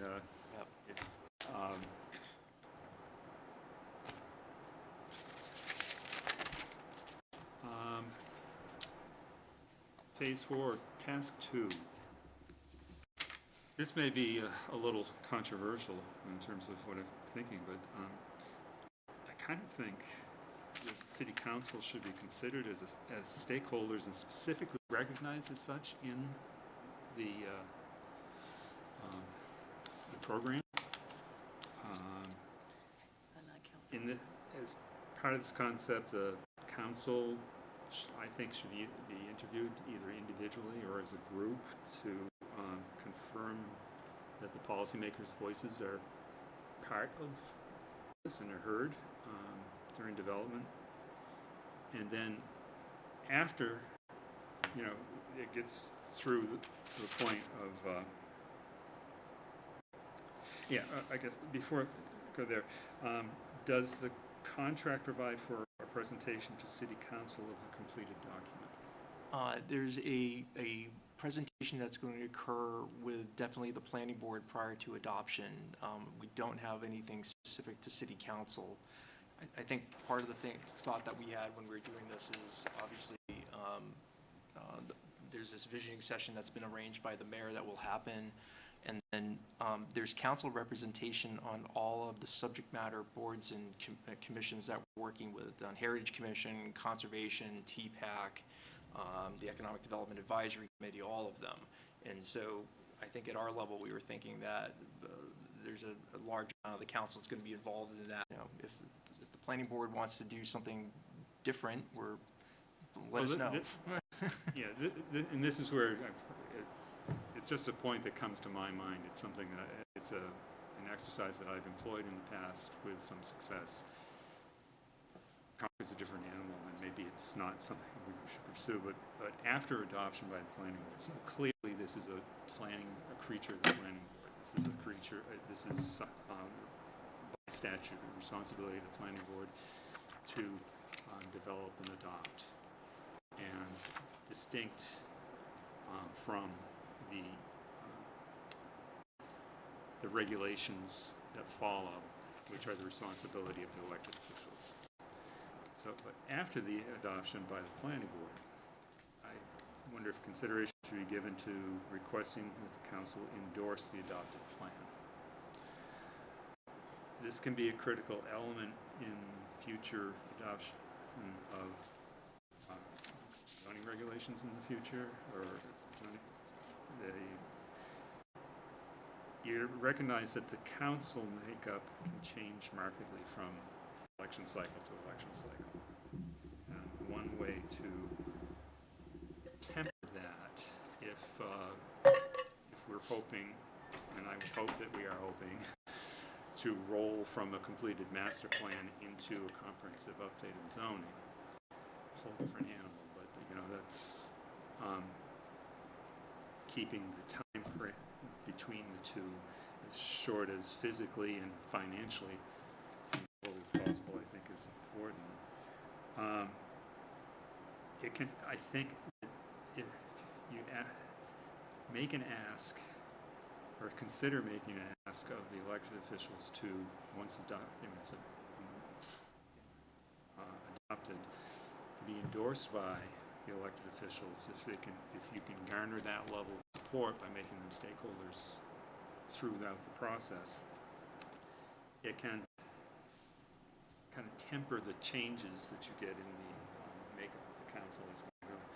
You bring in a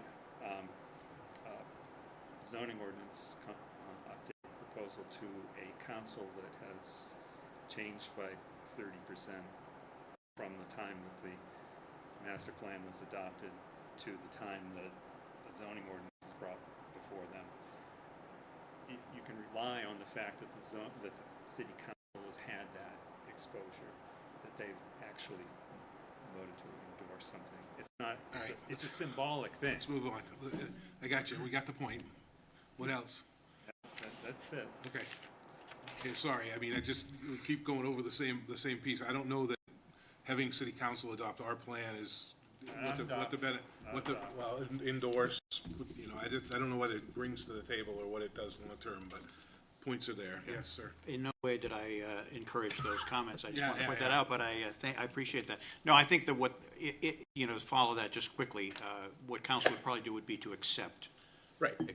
Accept it, basically, which would, we don't usually typically, you know, because it would really be coming from the planning board. So basically, It's our we would be in a position to basically accept it, which means the same thing, I think, is what you're saying. If I could, I had just one really quick thing. I had one comment. This is on page 4 of 6 of your memo, and it's under task 5, and the item is existing conditions, number 2, existing conditions and mapping and analysis 4, and A says historic and cultural resources. I'm you know, under cultural resources, I'm guessing, and I know you just kind of, this is a shortened version, so that it may be more, but the arts, I guess, was a question. So I'm wondering if in the original version of this, you have some accommodation for the arts in addition to cultural resources. So I think That's a good question. good question. I think in cultural there, I think we're talking maybe more archaeological or things like that under historic. I think the arts, util, that's going to be something that's going to end up, I think, in the economic development discussion of what happens, because the arts are a major driver of economic development activity in the city. And I think that's where you're going to see that commentary and data be. Yeah. It's fine. So that, but there's a recognition of that will be something that will be included there or somewhere else. Oh, absolutely. Yes. It's a very, it's as important as any other sector in the city, and it needs to be talked about. Yeah. Okay. Yeah. Thank you. Yep. Good question. Thoughts on numbers? So we get, if we do go and I don't want to go the route of subcommittee yet or steering committee, but do we want public participation at that level, or do we want it to be more guided? I mean, again, we could put public people into these individual seats as well, but I'm looking for, you know, just all the different avenues that we might want to look at and see if there's, you know, areas that we don't want anybody underserved. We want to make sure everybody's got a voice. The voice, you know, gets up to the level that we need it to get to, and I don't know the best way to get there. So, We have at least 4 people on this board that have been through this process before. I mean, I'm more interested in hearing from no, I don't know that anybody's been through it. Well, we thought we have. No, well, we've been through the little side plans, like the sidewalk plan or the, you know, those individual plans we've been through, but So nobody. I plan on sitting back and relying on your expertise. Leon's been through it, haven't you? You've been through Just been through it. Maybe once or twice. Yeah. Leon's been through it, I've been through multiple, Kelly's been through multiple, Matt's been through multiple. Alec and Kirsten, I think this might be first foray. Yeah, but none of the board. So we're going to rely on you with your real estate background, your land use background. You know, and Kelly, when did Londonderry adopt theirs? It's past March. So she's just coming off of completing a process, so. You didn't use util? We did not. Smaller budget down there. Smaller. Well, now that we have our expert, what are your thoughts on the steering committee? So I will defer to the board. You're going to play a big role. In terms of a steering committee or not? Yeah, I mean, how it worked, it was effective, if they preferred not to use it or to use it after they went through the process, how it felt, how it was received, how it went. I don't know. I feel like I'm playing Let's Make a Deal. I don't know what behind these. Honestly, it's board preference. We did use a steering committee in Londonderry in the recent process I just went through. It was successful, and I say that because the planning board adopted the plan. So every community is very different in terms of the groups that you're targeting, who you want to hear from. So that's why my indirect answer is it's board preference, but I've seen it both ways. But in the end, the voices are going to be heard. It's just a matter of procedure, how we hear those voices, whether we go to them or they get on the. Yeah, I would so. agree with that statement, absolutely. You'll hear from everyone regardless, because there's a public process, so. Steering committee or not, there's multiple opportunities throughout the process, both in person, online, through surveys. We don't want to leave people without an option to be involved in some way, shape, or form. And much like Kelly, I've had both in my career as well. I've seen success in both. I've seen struggles with both. It really just comes down to who you have either on the steering committee or on the planning board, because they are the people that are ultimately going to determine the success or failure of the management of the process.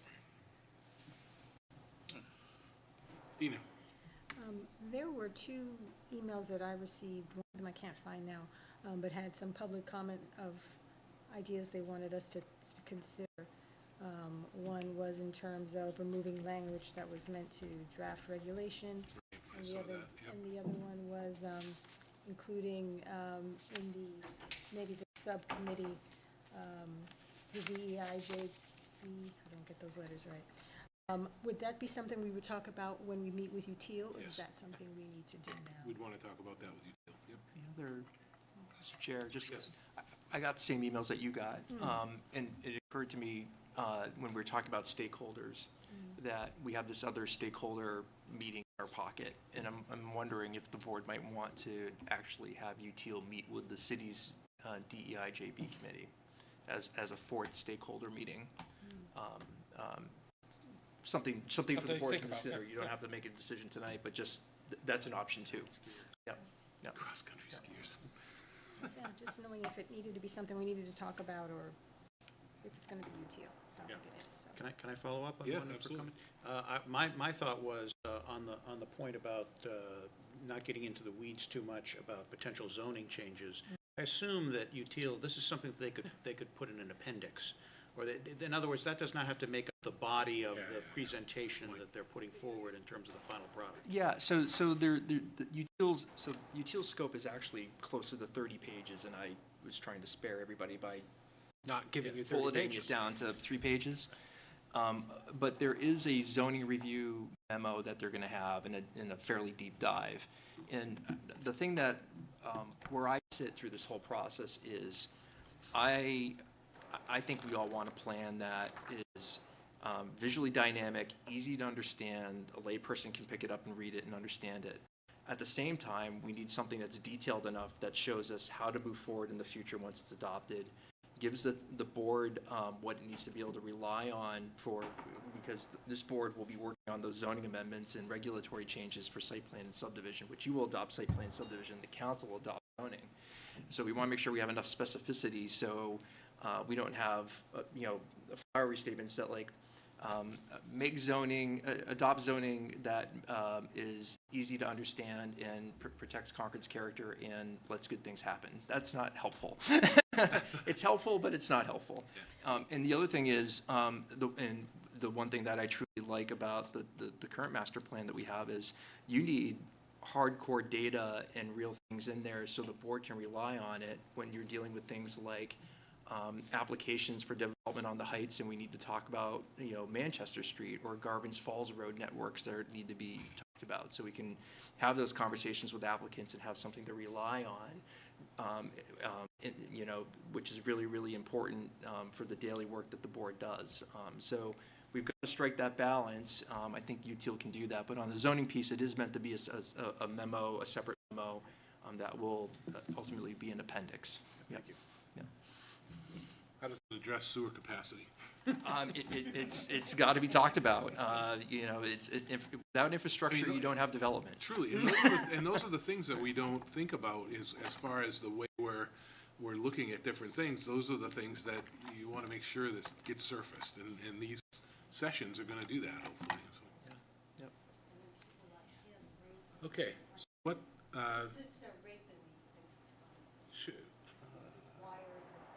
Okay. So yeah, she's crackers. Okay. So anything else? Can you be quiet, please? Yeah. Be quiet, or I'll have you removed.